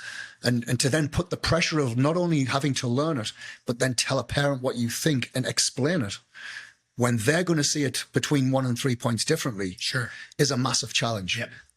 But as I tell all of the coaches, and hopefully they listen to this too, just be honest with your convictions. Stand by and say, look, I don't dislike you. I like you, and I don't hate your kid, contrary to what you may think. I love your kid. I care about them. I want the best for you. I'm going to do the best I can. This is what I see. This is honestly just what I see. I don't want to upset you, but I don't want to lie to you either. I don't want to lie to the kid, because if I lie to him, I have to lie to him, and I have to lie to him, and all my scores don't make sense. At that point, I'm not a real human being. I'm not a person. There's no point in me being here. And if you want me to be that person, then shame on you. Yeah. Because you should want me to be me. Yep. To give you who I am, not to tell you what you want. Yep. And it's obviously a challenge, but Next Level system is complex, and difficult to teach, but I think needed. We need a framework of where we are. Sure. Kids need a goal. We need to track numbers. We need to see when we have players who are higher level than what we've seen before. Yep. We need to see their strengths and weaknesses. Are they behind the curve physically? Are they a 10 mentally? Because that's going to hold them account to being a 10 mentally. Absolutely. Are they a 1 or a 2 socially? Or are they a 0 or a -1 or a -2? Yep. -2, you're out. Holds you to account on what is a good person, a world-class person. Absolutely. Are you a good teammate? Do you encourage support, or do you blame? Do you look for, do your parents, when you get in the car, do they blame all the rest of the kids and say, oh, those kids suck? Are they teaching you that? So I think the plan, if you like, of what we're trying to do, what we do, and we're getting a little better at it every 6 months, is good. Yep. I think it's needed. I think it's challenging. It's easy for a lot of people to dismiss, Sure, ridicule. No one else is trying to do it. And I think if you can create a process and a way of measuring that, then you're doing a really good job of being able to manage that process and look to improve upon it, and then kind of scientifically develop a player the best you can. Absolutely. With all of the information you're given and everything you can learn. Is you can kind of see again, where strengths and weaknesses are. If a kid is a little bit behind physically, okay, one, obviously time, growth spurt, if they're younger, they're physically mature at some point, but there's ways that they can train, whether it's through plyometrics, explosive training, things like that, to try to get a little bit quicker first step and more explosive, better balance, better posture, things like that. If their kid is, behind technically, okay, that's easy. You know, we can give them options and a pathway and guidance to get more technically proficient, whether it's with, and obviously technical is, you know, all of it, but it can be ball striking, you know, which I feel like is a lost art. Nobody teaches kids how to strike a ball, like properly strike a ball. I want to get the ball to behave because most people can't. Yeah, it's true. But I want to get the ball to behave a certain way. Yeah. Right. How do I execute that physically with my body, and then technically how the physics work on the ball, the impact of the ball, the air through it. But like, you know, whether it's ball striking or you know, obviously technical ball, like just ability on the ball, you know, getting out of pressure, taking players off the dribble, first touch, things like that, range of pass and weight of pass, things like that. If they're struggling tactically to make better decisions, and decision making and their vision is behind, okay, cool. We can give them guidance to study the game more, watch more game reviews, things like that, so they can try to understand, Visualize. like those triggers of the mistakes that were made, how they can, you know, It's 100% right. that. So, but you know, you touched on it there, but that's coaching. yeah, Coaching is evaluating where you are, what you do, what you get right, what you get wrong, particularly what you get wrong, and fixing your mistakes. Yep. And that's the plan to coach. Because think about it from our system. If you're a 40 and you play in a game with another team that's a 41, your game review starts at 40.5, which is the average between the two teams. Yep. And you're a net zero at that. So then and Taka's great now because I don't have to watch a game for 4 hours and feed it back. Taka does it and I can score it in 20 minutes, 10 minutes even. All your positives add up, are graded. Yep. All your negative impacts are added up and are graded, and your net balance, let's say it's +1, comes off your 40.5 game review score. So you scored a 41.5 that game. Your coach can then say, you can look at it and think, okay, these are my mistakes. What were they? Okay, that's a left foot touch error, heavy touch. That's a poor decision. What is it? Like, what did I get wrong? Lack of speed in transition. Sure. Lack of attention to awareness of watching movement ahead of me or around me to attract runners. It tells you.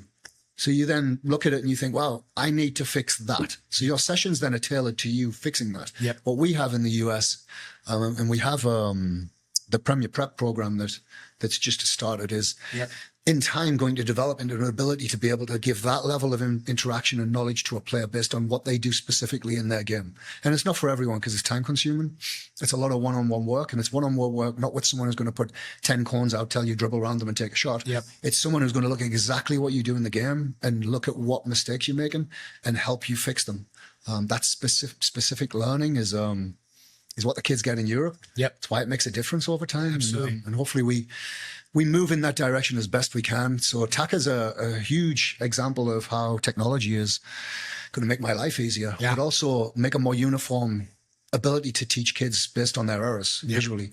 And I would encourage everyone to, I don't work for Taka and they certainly don't give me any payments or anything like that, but they've the first to what I've seen, there's another one called InPlay that's used a lot in the UK, and Taka's actually from Ireland, essentially. But that level of game review is something that's not really taken overly seriously here in the US. Sure. But in a positional play modern world where every movement is planned, every phase is planned with triggers 2 or 3 steps before. So you're in phase 1, left interior channel. You already know, you can close your eyes, you know who's going to be where. Yep. You know what movement is going to have ahead of the ball. Yep. And you know that if you miss the pass, you know what the transition is. So everyone get into shape to defend and put maximum pressure on the ball with a cover.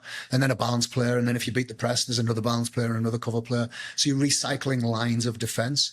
It's so planned and organized. And like I've said, I don't love it. But kids, back to the kind of point of, there's no point playing at that level if you don't have the technical skills to do it. And here we are. I mean, we get to the end of this year. I think it's the 07s, 08s. 08s are going to mature this year out of Arizona. How many of those 08s will have the technical level to play at the very top level? And historically, that answer is 0. Yep. And it's a shame. Yep.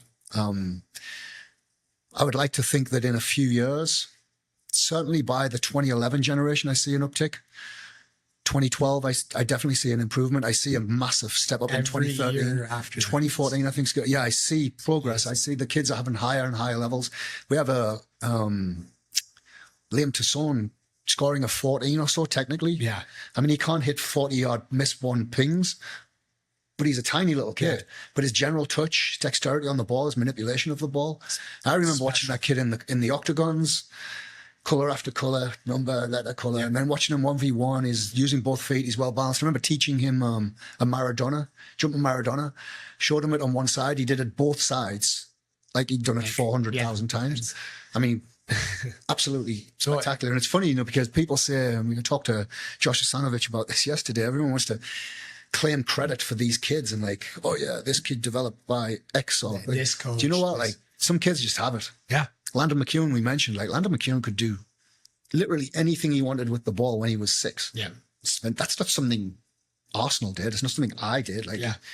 Have I put him in the best environment I possibly can to educate him, give him as many reps as I can, playing free, breaking lines, different touches, different concepts, teaching him systems? Yeah.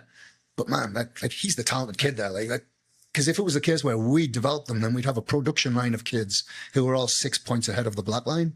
And we don't. We have the occasional kid who stands out like that. Yeah. So this kid was developed by this club is somewhat true if you want it to be, but is mostly on the player. Yeah. The players are who they are. I can't make I've said this for a long time. I can't make a B-level player an A+ level player. Yeah. I can't make a 9 a 10. Yep. I can't coach a kid who fails the test for dyspraxia when they're 6. I'm not going to get them beyond a 13 or 14 technically because they just don't have that cueing coordination through their nervous system. Could I try and get it in them? Yeah, I could painstakingly try and do it. And I know they'll hit that wall when they get to kind of a 14, 15 technical score and you'll work and work and work and it's just not happening. And then you'll have a kid like Liam Tasson who's a 14 when he's 9. Yeah. And that's the luck of the draw. Genetically. Yep. It's the look of the draw in terms of who you are as a person. Some kids are driven, like you're a crazy soccer cyborg kid who just mentally is perfect for it, athletically gifted, wants to be a success, is socially good. And we have some of them kids. I'm super excited for them. I hope they choose us long term because I'll be doing the best I can to find them the right environment whenever I can.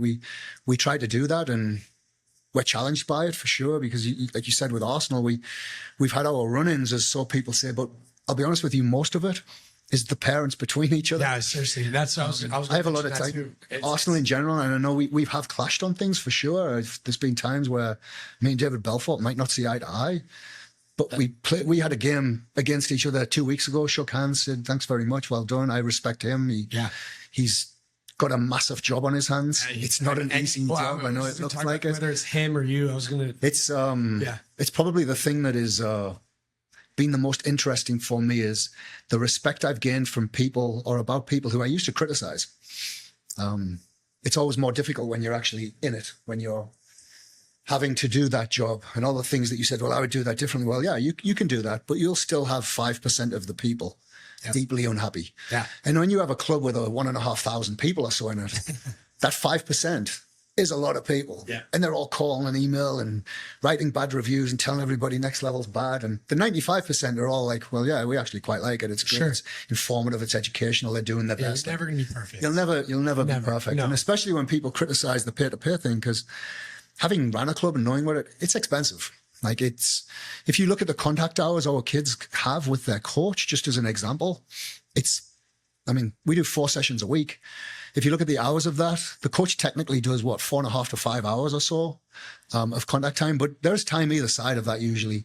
You then have at least 2 hours or so of games generally on a weekend. So if you add that all together, what's that, 7, 14, like it's roughly 30 hours of contact time. But look at like on a weekend, you go to a tournament, you're there all weekend. All weekend. Are you at work for 48 hours there or you work 2 hours in a game? Well, then you have people like Zach or myself. Zach, I have like all day, every 6 day. Teams that I help. Absolutely. Now think about that then in terms of the costs. We charge $99 team fee to try and cover all the tournaments we play, which we hope, and all of the VO and all of the things that we do, the next level events, which we have a 5v5 coming up. If you look at the number of hours, and even if you tag it as just contact time of 30 hours a month, parents paying $153, 1.5 players per team on average on scholarship, meaning of 700 or so players, we have 600 players paying because with 65 to 70 teams, 1.5 people is 100 people. And the numbers are big and you think, oh, wow, like there's 100 people on scholarship. Yeah, they can't afford it. They passed the test. And when you're in scholarship, that doesn't mean someone's paying for you. That means it's free. Absolutely. Everybody's paying for you at that point. It's a communal effort, and I'm proud that we do that. We offer a place to as many people as we can who can't afford it, which is hard for us. But if you look and divide the numbers of 153 for the paying players behind that, it's like $4.50. Now, if you then, per hour, if you then factor in the coach has a lot of non-contact hours on the telephone, administration stuff, Coach Paylor asking him to do reviews and game reviews and evaluations, give me some feedback. Man, you could double that sometimes. Time between games at tournaments, like it's a lot. It really adds up. So if you look at how much the parents pay, it's certainly less than $5 per hour for what they get. And in that, we have to provide goalkeeper coaches and pay all the administrators, pay for all the fields and rent and facilities and turf and insurance. And as you would imagine, that runs at a loss. It's a lot. And it's the same at every club. Yeah, of course. So the only clubs that really can make it work are the clubs with tournaments. And that's why they're so desperate for everybody to be in them. That's why there's a bazillion of them. Because it's the only way they're able to exist. Now, how can you change that? Well, you could go all volunteer coaches. That would dramatically reduce your overhead. It's your biggest cost. It's probably 70% of wage to sale ratio in every club. So fire all your staff, make them become volunteers. The ones who don't want to be a volunteer, then you don't have a team that age. You lean that out. But then how can you create a quality in that? Sure. Because the volunteers, some are great, don't get me wrong, but also they have no real reason or there's no real ability for us to impact on them unless they want us to or let us. Some people are great like that. Some people accept the information, work hard, and others have their own opinions. And there's nothing really wrong with that. That's a normal thing. People want to do their own thing. So youth soccer is difficult. The pay-to-play model exists because it costs money. This is how it works in England, back to the pyramid. You work your way up a pyramid and you eventually, you in England, if you're playing rec, which is 95, 96% at least of the youth soccer is rec in England, kind of like what you described at AYSO, which to be honest is a way better system than what we have right now. So what you existed and grew up with is way better than what it is right now. It's far more politically driven. But in England, it's open, you kind of rise to the top. And at some point you don't pay to play. And then at some point someone pays you to play. And that's the transition of an amateur or a player, and then a growing professional, and then a professional. And where you appear on that list, the higher you are at the top, the more you earn, the better player you are. Now, that's what we built with the graph. So the graph kind of tails off at around 64, 65 right now is pretty much the top of the game as a player. Can you be a 65? Yes. And have a +2 game review? Yeah. And you scored 67 in that game. But there aren't many 70, 71s. Like that's I don't know if that exists. Like, I always tell everybody the technical score is out of 20. Was Ronaldinho 21? Probably. Should I now say it's out of 21? Well, yeah, to be honest, it's not out of anything.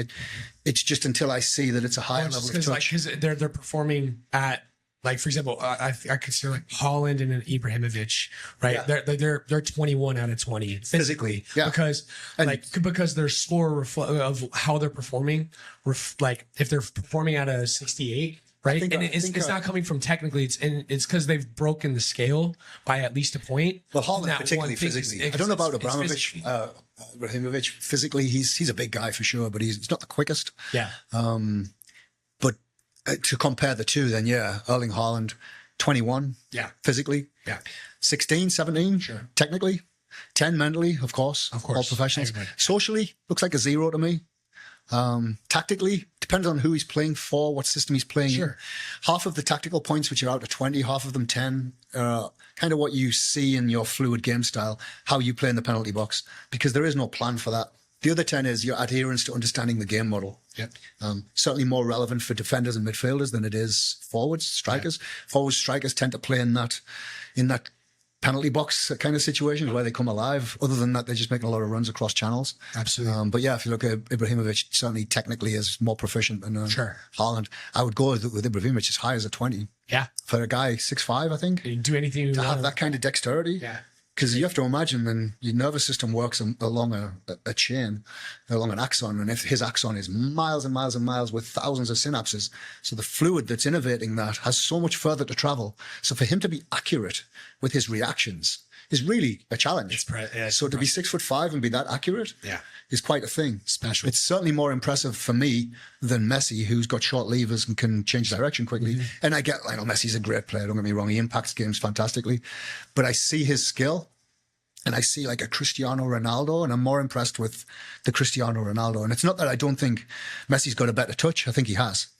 But what excites me more?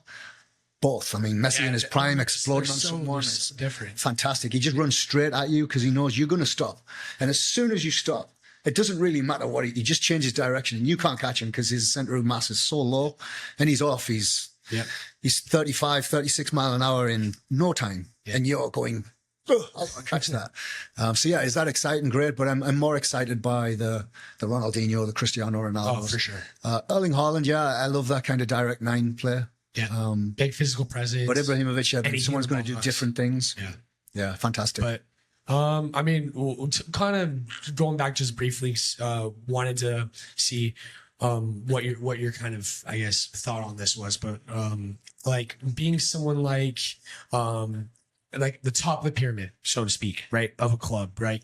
You know, when everything is good, you know, there's nothing but love and yes, and but like, you know, and not say like, you know, like even my time being here at Next Level, like of course, like I haven't been perfect. Us, you know, as a club, we haven't been perfect. Like, and we're going to make mistakes, and you know, of course, and that's part of why. It's another part of the reason why we're doing this is we want to be honest, you know, like where we've messed up, you know, will we continue to mess up? Yeah, we're going to continue to make mistakes in the future, but like we want to, you know, our mission is we want to do the best. But I digress. Going to what I want to ask you is being at the top of the pyramid, right? Someone like you, a David Belfort and Eli Perez over at Arizona Soccer Club at Thunder. You know, these are all people that I know personally, obviously I have great relationships with, and I respect and value. But like being in that position, you know, it's like I don't think people truly understand. Like again, like when things are good, you know, like not a lot is said.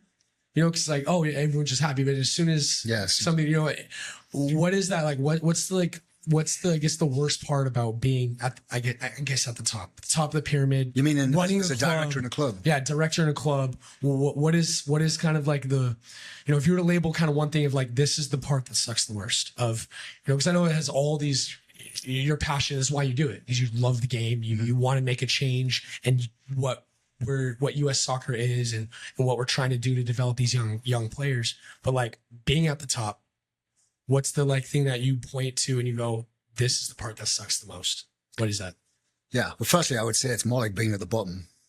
Sure. Because you're trying to support everybody from the bottom up. Correct. And from the bottom up, I mean, the kind of founder or somebody else idea, and then the coaches to impact the players. And because the most important people are the players, really. The players, 100%. But I would say what's the most frustrating part of what I do is, and it's as we've scaled up and we've gotten bigger, is when things were small, I could do my own reviews. I could do my own evaluations, make my own notes, pick the team, give them the right playing time, the same playing time in the younger age groups, have them have the right principles of play, know that I need them to play positional play in 10 years at a high level. So teach them to play that now, even though they're going to get it wrong all the time. Sure. And you're going to lose goals and give cheap goals away. And talked about it recently with Josh. We've played a few games. And I remember Imperial Valley, it was actually the Arsenal Challenge. In long grass at Crossroads, and they had the biggest kids in the world playing in Europe, of course. All of us were at the time. They just high pressed us with as many players as possible. Now, at the time, I'd never given the kids the instruction to do anything other than to try and connect with the ball on the ground. And I remember watching it, balls getting stuck in the grass. These bigger kids are robbing us loose balls all the time, winning all the duels because they're so much bigger. Sure. Kids look shell-shocked. And I remember talking to Owen Yin, who plays centre-back. And he said, Coach, I don't know what to do. And I said to him, just smash it up the field, Owen. Just smash it up the field. And he went out, and I watched the kids do it, and I watched him kind of thinking, wait, what? What? And after the game, I remember talking to him and like saying, like, look, what did we learn today? We learned that it's really difficult to play out the back in long grass against a team a year older that are all massively developed physically compared to us. And they're playing with 5 pressing, no build out line. On top of us, And is it difficult? No, it's impossible. Yeah. It's impossible. How much success did we have? Almost 0. Now here's a word of advice on that then. Why do we do it? Well, we do it because we know that we're going to have to get good at it. Okay, I get it. If it doesn't work and you're in the professional game, what would you do? You would break your line. You'd get it out 100%. Of there. You would not take the risk. Talking about that trigger. And that is the disconnect between the professional game is making the decision on what's most successful to win the game or doing what's best to teach you to be able to play at any level. Those two things are very different. Very different. And the US is stuck in that kind of neither here nor there. Yeah. Some coaches are true to what they say and what they do. Some coaches just want you to boot it out the back because they can't handle the risk. They know what's right. Long term, you're going to need to be able to handle the ball in a press situation. Yep. But you're also long term going to need to recognize when it's the wrong situation to try and do that. Sure. Or you will be Southampton last season. Got caught in phase one. Ball turned over so many times, gave goals away. They stuck to the principles. They got relegated. They're back in the championship and they're sticking to the principles. And you know what? Fair play to them. I know their fans got on the back because the fans don't really think of the game at that level. They want you to win, and if you lose, you suck. But Southampton as a club, I think, for me personally, I have a lot of credit for that. They stuck to their principles. Not easy. Even in youth soccer, parents all want you to win. But you're not there really to win the game. You're there to have them be able to win a game in 15 years, 10 years. Sure. To teach them, to educate them, to inspire them, to give them the time, to show care and make them feel like they're part of it. Like all of those things that you should try to do as a coach are what you should be there for. Winning the game is great. Everyone wants to win. And we have to teach that as a culture. America has that. Yeah. And we need to use that. But you have to have a kind of a plan across the whole country where, look, we don't play to win. We all want to win, but we play to get it right. Correct. So the kids get good. Well, and so we can compete at a later age. And if you were to break that into 3v3, well, 1v1, 3v3, 5v5, then they would just be, and then you can play to win, but it's fluid and it's them making the decisions. By the time you move to 7v7, you go 4 channels, 3 phases, transitions, automations, teach the system 7v7. What level should the players be then? Probably about a 54, 52. Then start teaching them. They've got all the technicals. Technicals 15, maybe 16.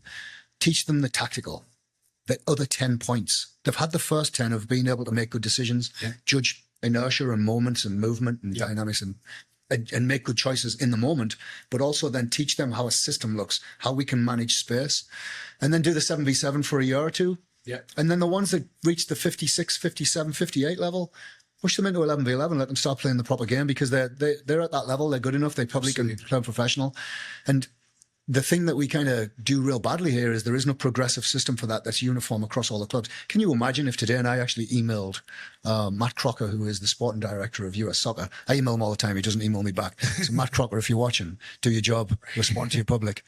But what I emailed him is, can we set up a system nationally and say, look, this is how we're going to do. This is the US way. This is the US DNA, because he did the same thing in England. We're going to do 1v1 up to about 9 years old, or label it as an OR, which is probably about 40 OR, meaning until you can really do well dribbling and defending 1v1 and have good ball mastery, then forget about passing the ball, because you got to fix you first. If you can't manipulate the ball real well, like your touch needs to be a certain level, and then progress them at, let's say, 40 OR or 9 years old roughly into a 3v3 environment and keep them in there until their technical level is like a 14 or a 15. Sure. Because they'll get the touch repetition in there. They won't be running miles and miles in sessions and games. So they're running, which is the major reason that kids go backwards a lot as they get older, or they stall and plateau, is they're physically exhausted.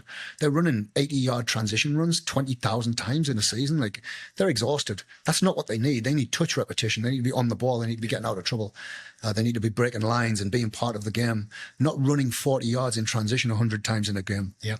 So from, let's say it's 13, 14-year-old, you come out of 3v3 into 5v5, and then you briefly then into 7v7, you learn a system, and then you progress out at 11v11. If we did that, and all the tournaments for kids, that younger kids, were all 1v1, and if all the tournaments for the kids a little bit older were all 3v3, across all clubs, that's what we did, that's all we did. Yep. Fields would be smaller, we wouldn't need to rent massive acreages of fields. It would be easier to manage. And it would be far more effective as a developer of talent. And if the US national team were to just say, well, look, this is where we're going to pick our talent from. There's going to be a state pyramid where you come in, because just to be clear, if anyone doesn't understand what I mean by a pyramid in sports development terms, or imagine this table full of snow. Yep. And me making a pyramid with it. Now, the amount of snow that I collect would dictate the height of the pyramid, and to some extent the quality of the snow. But if I make 10 different pyramids, they'll all be smaller than this one. Yeah. Because that pyramid is the sum of all your parts pushed together. Yeah. So if this is the whole of the US and everyone has a state level pyramid that builds up to the top league. Sure. And if it's 1v1, you're the top player. Wow, what a status. That's a real good motivation for them. Well, if you're the top player, you go play regionally. And if you're regionally the top player, you go play nationally. And we identify who's the best kid 1v1 at 7 years old in the US. Who's got the best ball mastery? Because they don't just do 1v1. They also get 30 seconds to dazzle us and impress us with their ball mastery and freestyle skills. Go. And you scored. 10 out of 10, 9 out of 10, 8 out of 10, whatever it is. Kids train that, they do that because that's what the competition is. Parents then compete at that based on their kid, not the team. Because you push them into a team dynamic too early with too many moving parts. And like you said earlier, an inconsistent language of coaching. And they kind of jump from part to part. They make a bit of progress, but could it be better? Absolutely. Yeah. Could be better. So the 1v1, 3v3, 5v5, 7v7, 11v11 tournaments, probably all just up to 7v7. If US soccer did that, created a pyramid in each state and then a regional tournament 3-4 times a year, nobody would need to go out of state to play games because you'd have a perfect system. That would be the best system in any country, anywhere. And it would work for the American crowd because they'd still be competing. Yep. You'd still be able to compete. And it would be competitive, but the games would make sense. In like Europe, like Germany and Spain and in those places, like from my understanding, like they play 77 until they're about like 12, 13 years old. Right? Yeah, well, pretty much every national association, like they don't even FIFA, play 99. have all recently updated all of their protocols, and they're all moving in the right direction, but none of them have the balls to just do what they think. Sure. It's the same as me. Like if it was me, I would say, look, you're going to do 1v1 up to a 40 or up to 9 years old. All our tournaments are going to be 1v1. It's just you and a ball. There's no team. There's no politics. There's no Rose Moffat for 3 days in a row. There's just you, a ball, 1v1. Fantastic. And then when you're really good at that, because you've done it for 3 or 4 years, yep, and your ball mastery is fantastic, and you've won all your tournaments for ball mastery and freestyle, and you're a good player. Technicals are there. They're ingrained. You manipulate the ball well. We move to 3v3. We teach you all of the fabulous things that are in 3v3. Yep. You get repetition of passing and moving and touch and finishing and shooting, and it's quick play, and you're involved. There's no high levels of running or burnout. And then when you get to a certain level, you move to 5v5, so it's a little bit more complex. We have different phases now, and wow, there's 5 players on the field. There's 10 players in total, 5 on my team. Like, it's an improvement peripherally. You're starting to have to think of more information, process more options. Now it's not just third man runs; it's 3 potential third man runs. Yep. What did they see?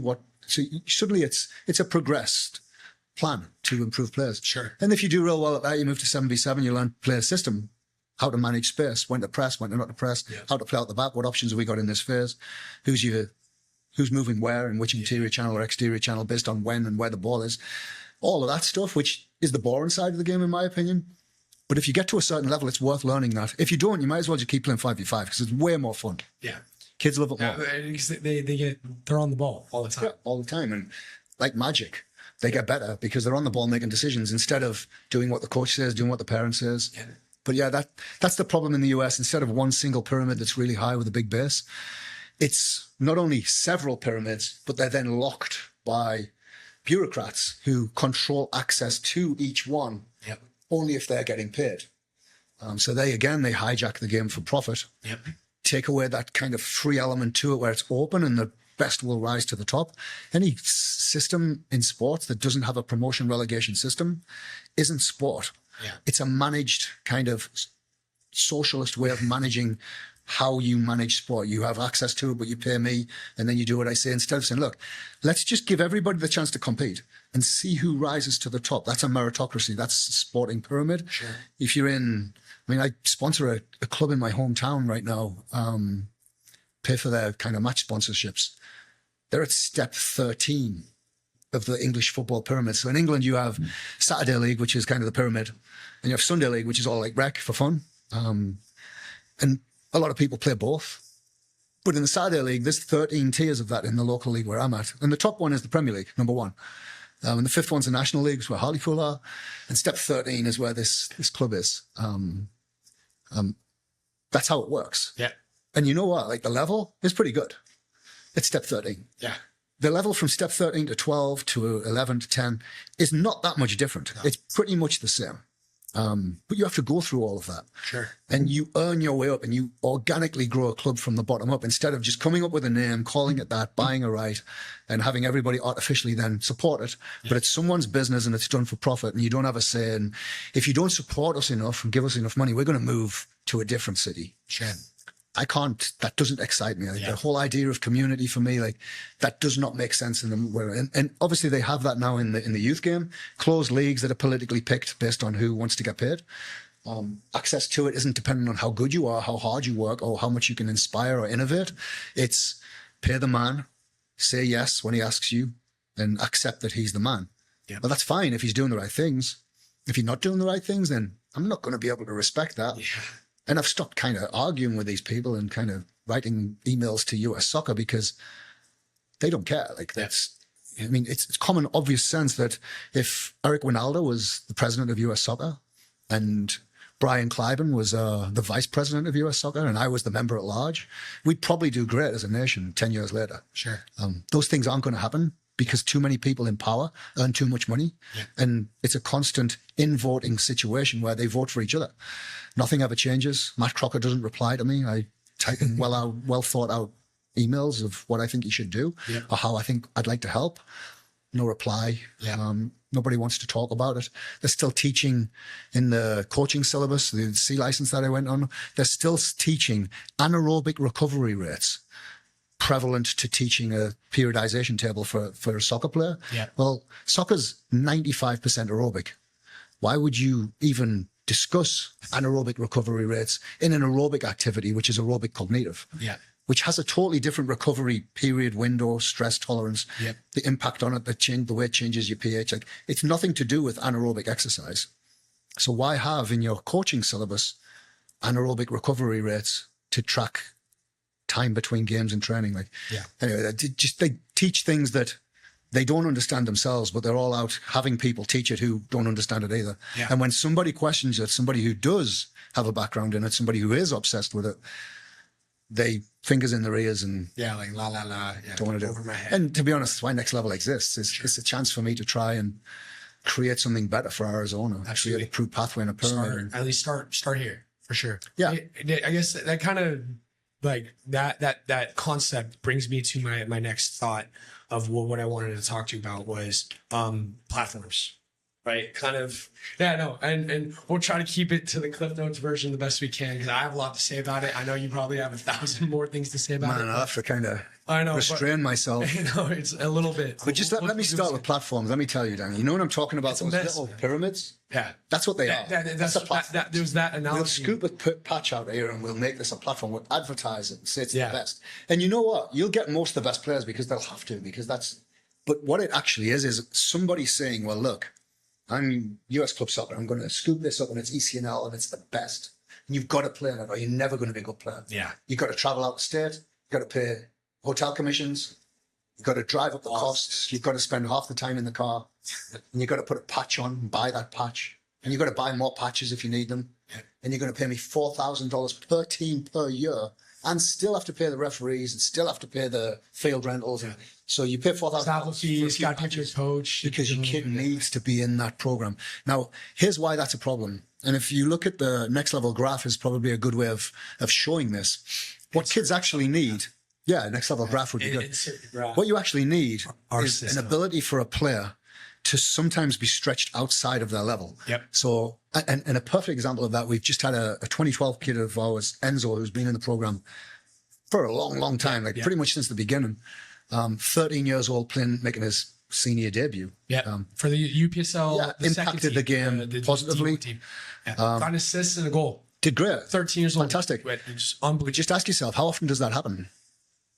So the level of that game, D1 UPSL, it looked like about a 58. So for Enzo to be exposed to a 58 level of game at 13 is the stretch that he needs every now and again. Absolutely. And yes, it's got to be safe. And the reason it's Enzo is he's a mountain of a kid. Yeah, he's big. Physically, we feel like it's okay. But we have a pipeline of players coming through that are going to also be in that kind of exceptional category. Yeah. Now, what they need is not to be in the youth game when they're 15. Like if you look at Max Dowman's playing for Arsenal in the first team, he's 15. 15. And he's not only impacting games, he's hammering people. He's gliding past people with confidence and grace. Fantastic. He's 15. In the US, they want you to stay in the youth game as long as possible because they charge you a lot of money. So the last thing they want is promote you to the senior game because you generally don't pay or you don't pay much. Senior game, at some point, what I would like to see in Arizona, if we ever get the depth, and the UPSL Premier is a good format for that, is can we turn that into a professional league? Yeah. Even if it's just a bit of money. Can we have a TV deal or a YouTube channel? Can we have 3 leagues, tiers with promotion relegation? Can we have home stadiums? Sure. Can we get 1,000 people at a stadium? Well, we've been close to that sometimes. Yeah, we've had, I think 800-900. You create a soccer league and a culture that actually has fans, and we have a state of 8 million people. It's bigger than the whole of Ireland. And Ireland have 2 countries in that, Northern and Southern Ireland, the Republic of Ireland. And in both, there's multiple leagues. Yep. 2. And could be more, really, but they have their own fans, their own stadium. Some of them run at a loss, some of them make money, but whether they survive or fail is up to them. Yep. They have to plan, they have to do the right things, and it's an organically driven market that is open to anyone. Here in the US, that's not what that is. All the leagues are for profit for the people who own it. And obviously, ultimately, the MLS. Well, and the thing, kind of piggybacking off what you said about it, like, so the thing that I'm noticing about these platforms, ECNL, MLS Next, well, I mean, one, just like, I remember back when I played, which, I mean, it was a long time ago now, but it wasn't even, in hindsight, it really wasn't even that long ago, right? In the 2010s, I graduated high school in 2017. But like during that time, there was no ECNL was the thing, but it was only a girls thing, only a girls thing at the time. 2000, but it was. 2019. But there was no ECNL, there was no MLS Next, there was no, like, obviously a lot of the MLS teams would have their own like academy. Yeah. But like if you were some of the best club teams, you played against a lot of those teams. Like we go to Dallas Cup and Surf Cup, and we would play against some of these teams, and you get elite challenge. Yeah. But that was back in the day, like everybody played state league, everybody played state cup, every team. So like winning state was like actually a big deal. Well, now like exciting. You win state, but like, arguably the best 15, 20 teams in your state aren't even in it because they're in all these other things. And Dan, you have to know that is by design, because there is no ability to manage and manipulate an open system where merit decides who wins. But if you're one of the bigger clubs, and they used to have all of the bigger votes with the Soccer Association, and it's exactly the same at US Soccer. They all vote for what they want, and they have the votes. So whoever has the votes, who is the biggest, has the most votes. So they get what they want, and slowly they've used that to close that system and make it politically chosen. So teams or clubs get platforms, not teams. As an example, one of the best teams in the 2012s and the 2015s, 2014s, like, is Phoenix United. Yep. They're never going to get into a platform. No. But why? They have multiple ages where they collect or able to generate all of the better kids and do really well. And not just like some like best in the state, but like some of the best in the country. I mean, similar to like look at all of our next level, mainly in the boys side, but all of our young boys teams. Like all of them, if you look at their, the level that they're at, locally here in the state, best in the state. We have even several age groups where it's like the black team will be 1, the red team will be 2nd, which is incredibly challenging in an environment where everyone is sold platforms. And we've had a lot of players who fall for that and take it on. But let me tell you what's important in that, back to the question. And I mentioned it with the D1 UPSL being at a 58 level. Well, the best team in Arizona right now, I believe, is the 2008 Barca Residency Academy. Yep. Who are at a 58 level. We just played the premier team. We played that 07 or that U17 team. We played them in our first game. So you can see that's the top of the state in terms of games. Well, the UPSL Premier, the game with Olympians and next level, was at a higher level than that. Yep. And yes, it's men, but it's a higher level. Yeah. It's probably a 60. So what you need as a player, you need to make sure that you have an opportunity to be stretched at that level every now and again. Not all the time, and only when it's safe, managed, but exposed to that level. So you start thinking at that speed. You have to make the decision making has to be correct, because the man's game is the adult game. Yep. And it's the same on the senior women, which we're doing now with UPSL as well. Yeah. It creates the same thing. It creates a level of stretch for all of the youth players, the most elite youth players, when they get to that level. So we're not doing what's happened for a long time, certainly at Arsenal and in a lot of places, and certainly not Arsenal's fault. That's how it was, and it has been for a long time. Sure. When you're 15 and certainly 16 and you're one of the best players in the club, you should be playing in the men's game, not in the youth game. And the youth programs, the platforms sell that wrong in terms of you have to have access to play at that level if you're good enough, for sure. But you shouldn't have to go out of state for it, because there's 8 million people here. And we've already proven the UPSL Premier is a 60 rating team. Yep. The D1 is around the 58. You have that right here. Yep. there's no reason to go anywhere else and travel anywhere else.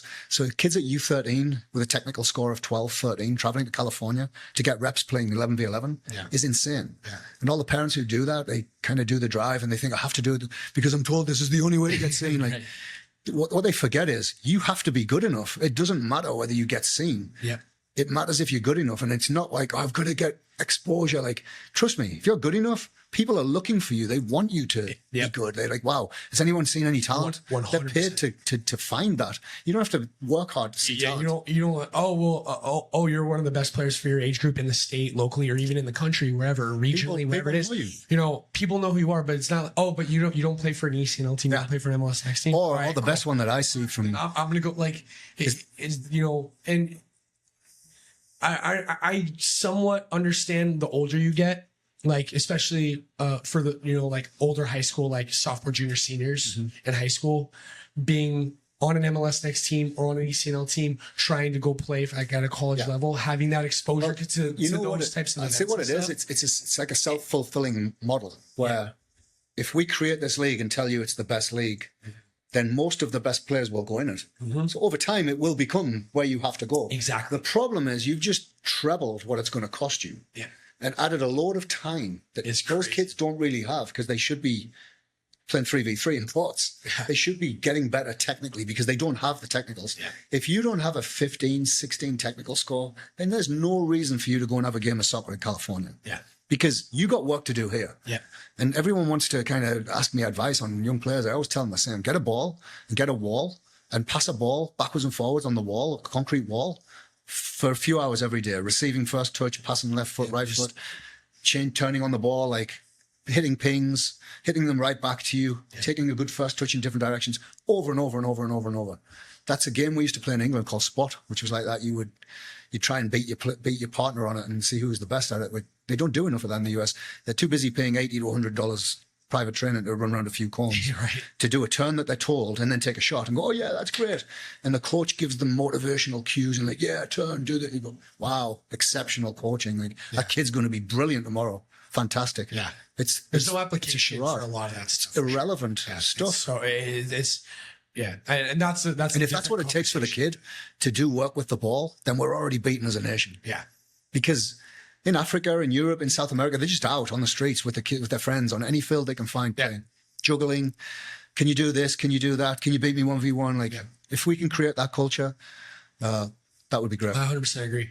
And that's where, like, kind of going back to the platform thing is, I've lost count how many there are now, because now there's ECNL, ECNL RL, E64 RL, MLS Next 2. 7 per gender, almost. The girls are a little bit lower. And it just, and every time I'm going, like, how can you actually gauge, like, because, I play MLS Next 2 at this club. Okay, cool. But that MLS Next 2 team might be 100 times better than... Instead of saying to the parent or the player, what's your technical level? I'm a 13.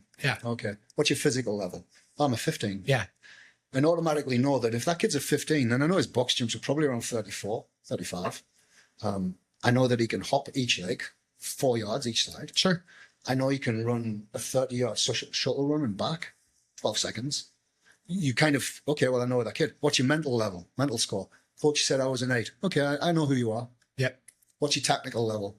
And if we had that common language across the whole country, we could see standouts and measure them and see them. It would be a lot different. Start tracking it. It would be way better, but it's not going to happen because they all control it for money. It's like you said, all it's doing is it's making it harder to really, I guess, discover players. Because, when you have these kids playing here, because it's so fragmented, it's a perfect word for it, because they're so all over the place. It gets hard. And the thing I'm noticing too is, like, which we're starting to see at next level, which, how I'm going to ask you, like, how important is it? But the thing is, something was obviously what I'm noticing is, like, at the youngest age groups, boys and girls, like, we're technically developing, like, the best players, and obviously there's other clubs, that obviously have phenomenal players that through their development and stuff. What I would say is, I can see the technical effect on players at next level, but I can see it on a lot of clubs now. I would say that, I've always had a lot of respect for Coach Javi up at World Soccer Training for what he's trying to do. There have been obviously times where I know we might have clashed a little bit on certain players. But but I can see the effect he's having on that. He's putting attention to detail, Absolutely. touch, decision making, balance, posture, timing, types of pass. And I've said before, like he was the first person to put on certainly in my time here, before the Deutsch brothers, after the Deutsch brothers did, but put on futsal events, which everyone rates futsal. It's the dynamics of futsal, really. It's just small-sided repetition. Yeah. With the ball being a little bit heavier, it makes it a little easier as well to make the technicals work. Sure. Which definitely First touch will roll away from you without a doubt. So and I think he was an innovator for that, because he did that before I did, and I wanted to do it, but fair play to him, and I have a lot of respect for him. But I think there are pockets of good in Arizona, for sure. There are pockets of bad, but it's way better now than it used to be. Oh, it's not even the same. Like as an example, historically, we don't get a lot of youth national team players from Arizona. Isaiah Kukush, who's a recent one, he's actually just damaged his knee. But we don't. And I know we had Julian Benitez going pretty far this time. In the 2011s, got really nearly to the very end. Yeah. I'd like to think this time we've got the 2012s in there. I'd like to see someone break through. Yeah. We have some standouts, in my opinion. Yep. 2013, I know we do. Yep. I know we have some of the best players in the country. Yep. 2014, I think we do. And for all, some of them have gone to platforms now. And I know that they've had the right grounding of touch repetition, technicals. Yep. Some of them been in our EPA program, did a lot of reps. So I would hope that we're making a big impact in Arizona. But platforms is the reason I get upset about it. Is it's quite clearly an attempt to destroy an open system to manage competition. That's how the MLS is. Yep. And all of that's bad for sport. Not only does it kind of steal it and hold it hostage and make you buy it from them because they own it, it destroys the ability for anyone to go to the top. Yep. So we run next level. Will they ever let us in MLS next? Do I want to drive to California every week, U13 and above? Do I think that's sensible for our parents? No. Yeah. I don't mind going to California, but I'll go for a tournament that makes sense for a team that has that level. Man City Cup, Surf Cup, like the big ones. Problem. Yeah. If that's what teams want to do and they all want to do it, is it relevant for competing at that level? Well, yes, if you need that kind of test. But quite a few teams don't. I would just like to think in a state of 8 million people, we could do better to create a true pyramid and a pathway here where you have access to every level. The top of the UPSL Premier is in the 60s. Well, National League England's 61. Yeah. So what more do you need? Yeah. You're pretty much at the professional level if you can get to that. And if you can get to that at 15, then you might be 3-4 points off being a millionaire. Sure. And we haven't got any of them from Arizona. Yeah. Apart from directors. Yeah, right. Some of them. Apart from directors. No, and that's like last thing I want to mention on the topic for me is talking about the platform is I'm noticing, like I said, like we're the young ages we're creating the best team, like because the platforms don't exist at the young ages, through 77, 99, etc. But like now I think something that we're starting to notice at next level is now that these kids are starting to get older, they want to go chase those things and because even then too, like before it's even a thing, I noticed like what a lot of these clubs are doing is they're labeling these teams pre-ECNL, pre-MLS, just marketing, and exactly that's where it's just like start playing in your mind. It's selling. It's selling. It works because the parents don't because they there's a lot of want to miss out, and they think they have to get in now because if they don't, they might not be able to get into later. And it is sad to see that it works. Like you said, like it's frustrating. The problem is though, Danny, it doesn't work enough. And it's funny, people think I have a problem with the MLS, and I actually don't. I think if we were in California, I would be all over wanting MLS next because it's not as much traveling. Yep.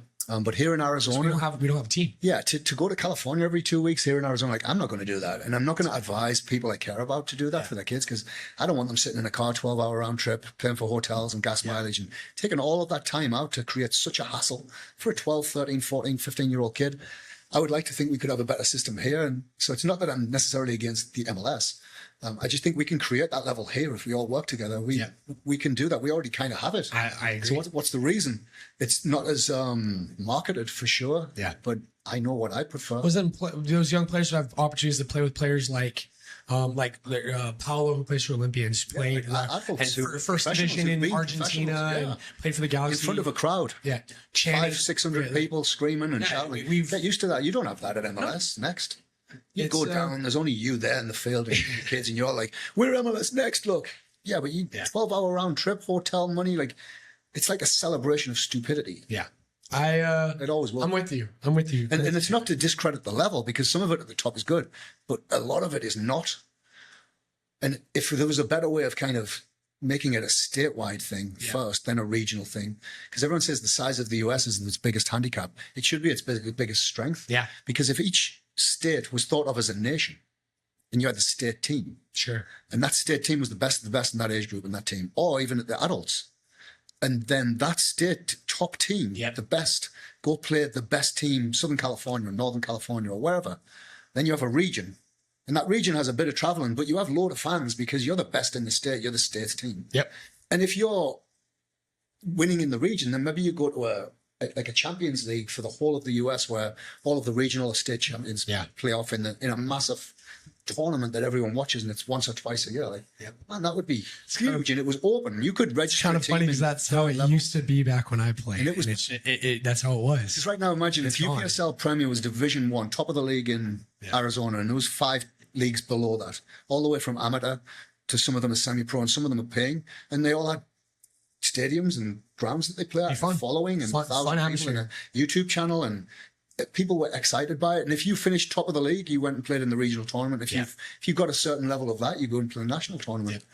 Man, that'd be exciting. That'd be fun. Because you could get relegated and you can fall out and you can do well and you can depend on the leadership of the club. It's an open, exciting system that would be not fake. Here in the US, you have, if you lose, you get the first pick next year. We're going to try and help you out. And all of the owners share all of the revenue across the whole league. So they don't really care who wins.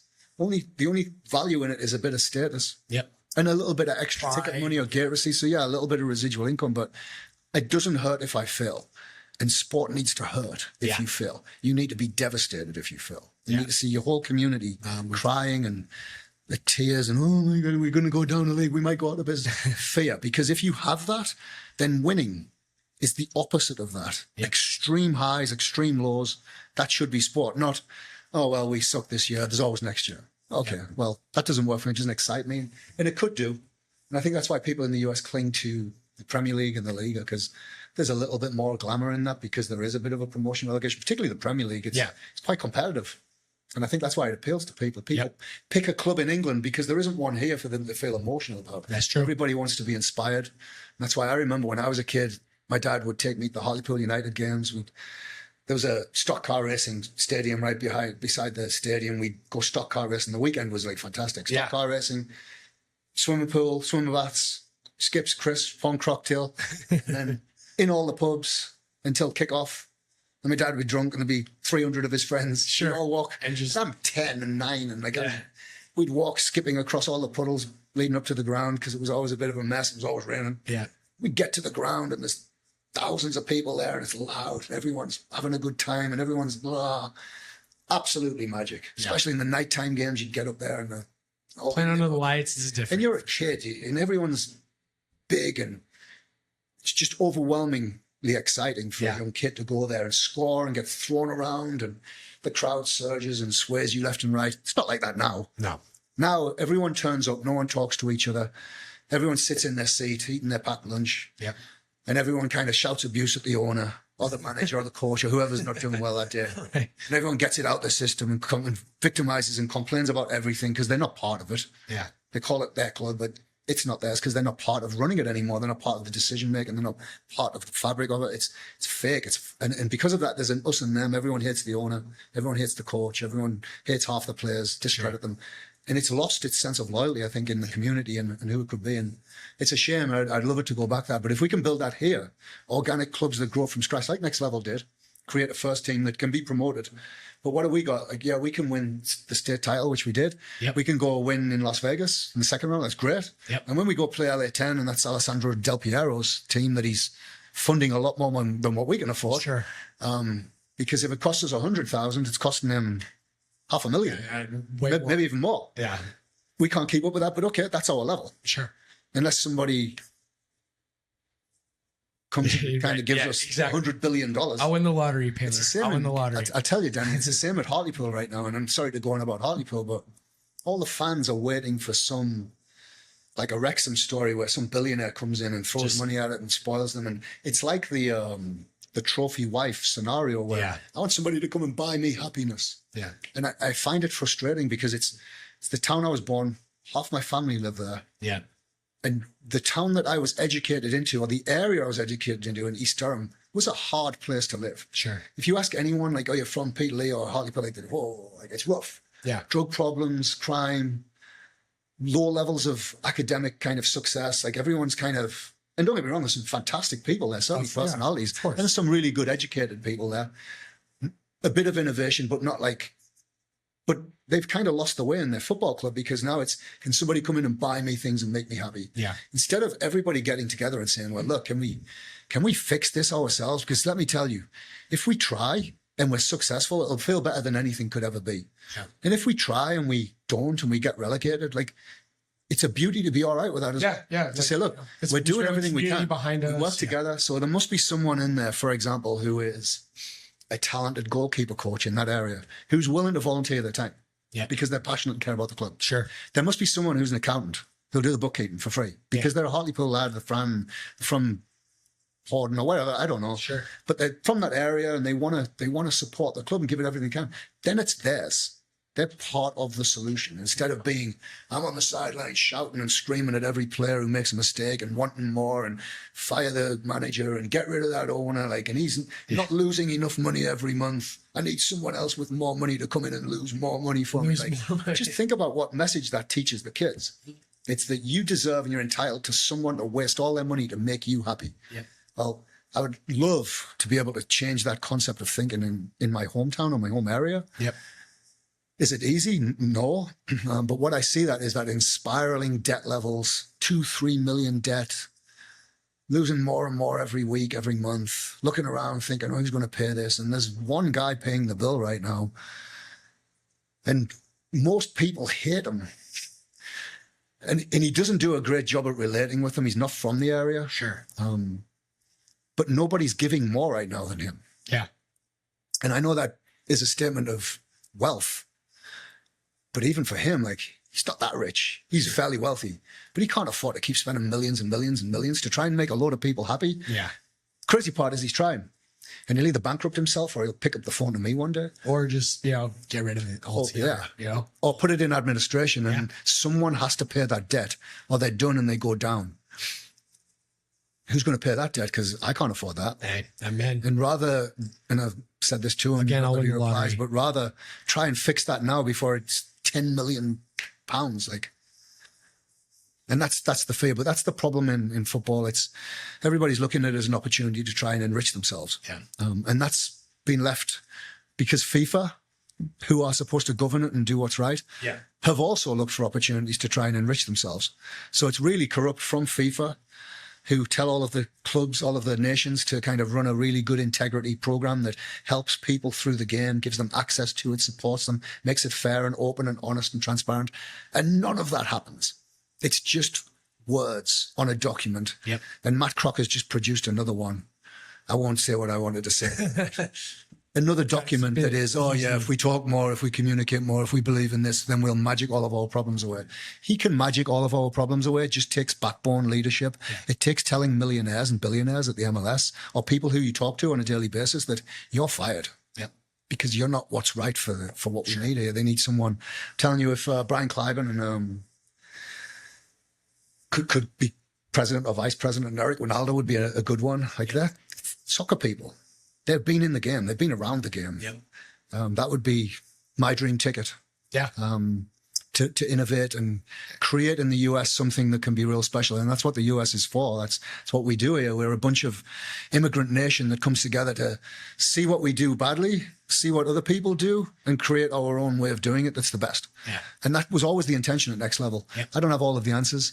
I would coach positional play all of the time. That's why I hire Brazilians who are a little bit more expressive. Yep. I try and create a balance where the players get access to different types of knowledge. I create a common language. I hold coaches to high standards. I want them to play a certain way. I want the kids to get better year on year. I want to set goals. I want them to progress. I want to be able to provide within the club, and we can, a pathway where you can play at whatever level is good for you and can stretch you every now and again. Also a measurable regardless of how old you are. to like be able to Yeah, see a the graph progression to over check time. in it, to motivate you and inspire you to it. So you said to you see where we grew- are, to check that we're giving good results. So you see, like, you grew X amount of Yeah. points, you know, And we this have year, that. like, and There things isn't a like that, player. so- A lot of players leave next level recently and they've gone to platforms. They haven't gone to the platform for a higher level. Yeah. They've gone for a perceived higher level than what they're capable of. Yeah. Because when we are honest with someone in the US about their level, the difficulty that you have is there's 100 other people ready to tell them what they want to hear. Yeah. So if I have an opinion where I think you have a lot to learn in whatever, and I tell you that because that's good coaching, because I'm trying to make you a better player. Oh, well, you don't like my kid, I'm going to go somewhere else. Like, well, I'm telling them because I do like them. Yep. And I don't want to expose them to a level that I think is too much for them until I think they've learned that. Because if they don't, then they're not going to get it right. Yep. And they're going to sap their energy and the motivation, and they're not going to want to do it. So I try to be as honest as we can. Absolutely. And what I've learned, you know, there are some fantastic people in youth soccer in general. Yeah. There's some good coaches in the US. There's some good coaches in Arizona. Yep. Most of the parents are great. But there are a number of parents, and people would probably be surprised how many, that want to make it all about their kid all the time. Draw attention to them. My kid, my kid, my kid, my kid, my kid, my kid, my kid. And you're like, well, wow, I'm trying to do a job here for everyone. And you're taking up all of my time. Yeah. You're always talking about your own kid situation. We have parents who call the coach mid-game, text the coach mid-game, slag them off after. Why did you do that? Tell them what the lineup should be. My kid should be there. It's all the time. Like, it's across a lot of teams. And it's terrible etiquette, first of all. And secondly, it's probably going to ruin that kid's ability to play at any level. Sure. Because we had the national team selection stuff. I submitted the spreadsheet recently for players in the 2012 age group and 2011 who I would recommend and why. And there's a box on there. They want to know everything. Yep. Where are they at in puberty? Who's the parents? Do they have an Instagram handle? Yep. And in my mind, I'm like, man, don't be the reason that your kid gets turned down. That's where you, Because I'm telling you, it's a real thing. so we always make the joke that, you know, us as coaches, you know, we get paid not to do what we love, and that's coach the kids. We get paid to do what the parents. Yeah, and you have to It's- try it's a whatever you joke. can to. But yeah, but sometimes it is true, you know. But definitely, you know, Paylor, I really, really appreciate, you know, obviously picking your brain, just listening to you talk, listening to your ideas. I do have one last thing for you to kind of wrap it up. If you were to give like one piece of advice for young players, right? Like, best piece of advice you can give right now, whether it doesn't matter what age, what would that best piece of advice be? But if it doesn't matter what age, because for younger kids, I would say don't get into club soccer. Yeah. Go to like a next level or a growth soccer training and just do the indoor repetition, technical repetition until your technical level is really good. Yeah. Because all the traveling, it's just a distraction. Yep. But in terms of any age, fall in love more with the ball. Yeah. Being good at soccer is not something that a coach is going to give you. Yeah. If you want to be really good at soccer, it's something you're going to do yourself. Yeah. You're going to go out and you're going to find a wall, or you're going to get a ball, you're going to juggle, you're going to do trail skills. You're going to fall in love with the ball and you get better. Yeah. And your touch gets better, your balance gets better, you get better. Yeah. So yeah, fall in love with the wall. Like in England, we do a lot of ball on a wall type stuff. Yep. When we open the West location, it is going to be 1v1 up to a certain level, 3v3 up to a certain level, 5v5, 7v7, then 11v11 if you're good enough when you're 15 or 16 or whatever that is. But within there as well will also be a sand pit and a ball on a wall. I love it. An athletic performance area, 2 shooting chambers, a rondo court, a 1v1 court. That's fun. So it's going to be, I think, the first custom-built player development 12-acre soccer development complex for a soccer nerd to develop, which is that's awesome. Which is great. So watch out for the West. It's coming. It's coming. No, my advice was always something similar, where it's like just fall in love with the game, fall in love with the ball. Fall in love with the game. Grow because for me, what I've learned as a coach is, like, at a young age, oftentimes confidence, even at the older ages, if they didn't have proper coaching, but like confidence is often borrowed from coach. Yeah. Right. Or you know, some parents and stuff like that, but usually it's borrowed from coach. But if you want to reach certain levels, like, that confidence has to be inherited within you. It has to be self-driven. You have if you have to 100%. Depend on someone else to be confident and be able to play at a high level, you'll never reach high. I see it in every professional kid that I've seen become professional. They all were in here. always like that. In They here were and in here. always self-driven. They really wanted it. They worked hard. Now- Some of them had parents who were like that. Some of them had parents who were the complete opposite passive, and it didn't make a difference because that kid was Wanted it. that kid. Amen. And they worked hard. And Arsene Wenger said recently that the most important thing is the stamina, is the kind of the ability for you to retain stamina of your motivation Yeah. for a long enough. Because it's easy to make a mistake, to lose a game or to do whatever and kind of get negative on yourself. But if you see yourself on that graph in that process, then it's a matter of time for you to get where you need to be. Yep. And you earmark it like, where am I at technically? What do I need to get better? Well, my left-footed pings suck. I can hit like 10 yards. And if I try and put any more on it, it's missing by like 10 yards each course. So I need to hit an M2, miss 2 channels, left-footed ping, 40 yards. With both feet. Can you do it? No. Well, go get better at it then. Yeah. Because I would tell you, and I work with a lot of kids, and anyone who's done sessions with me, certainly for the last 2 or 3 years, all sessions start with passing and receiving. Yep. In 2s, 3s, 4s, and pings, depending on the space available. Sure. Because if you can't ping a ball, laces, both feet, 20 yards, 30 yards, 40 yards to feet, then it doesn't matter where you go play. Sure. You need to be good at that. And you've got to be good enough. There's no point, I've got to get exposure. I'm 13. I've got to be in California or I'll die. Like, if you can't ping a ball with your weak foot 40 yards to feet most of the time, then you don't need to go nowhere. You need to go get a ball and a wall and ping a ball 40 yards with your left foot 100 times every 3 days. Yeah. And that would be my But advice. it's funny because you'd see how quick the progress you'd see in that too if you did that. But Of course, because you're getting the repetition. yeah, 100%. But repetition's always better in California, yeah, especially the time in the car. Yeah, it's great. Anyway, done. But anyway, that's a wrap up for us. Thanks for tuning in. Paylor, again, thank you for being here. Really appreciate you Cheers, doing brother. your time. The mastermind behind it all, the man, the myth, the legend, like I said before. But yeah, just episode 1, many more to come.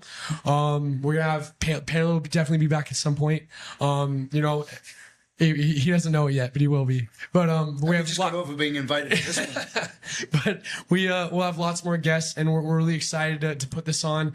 And even though this was kind of a test run today for episode 1, and we have definitely we're gonna watch it back. Have a lot of things to work out, but appreciate you guys all for tuning in, and you guys are great.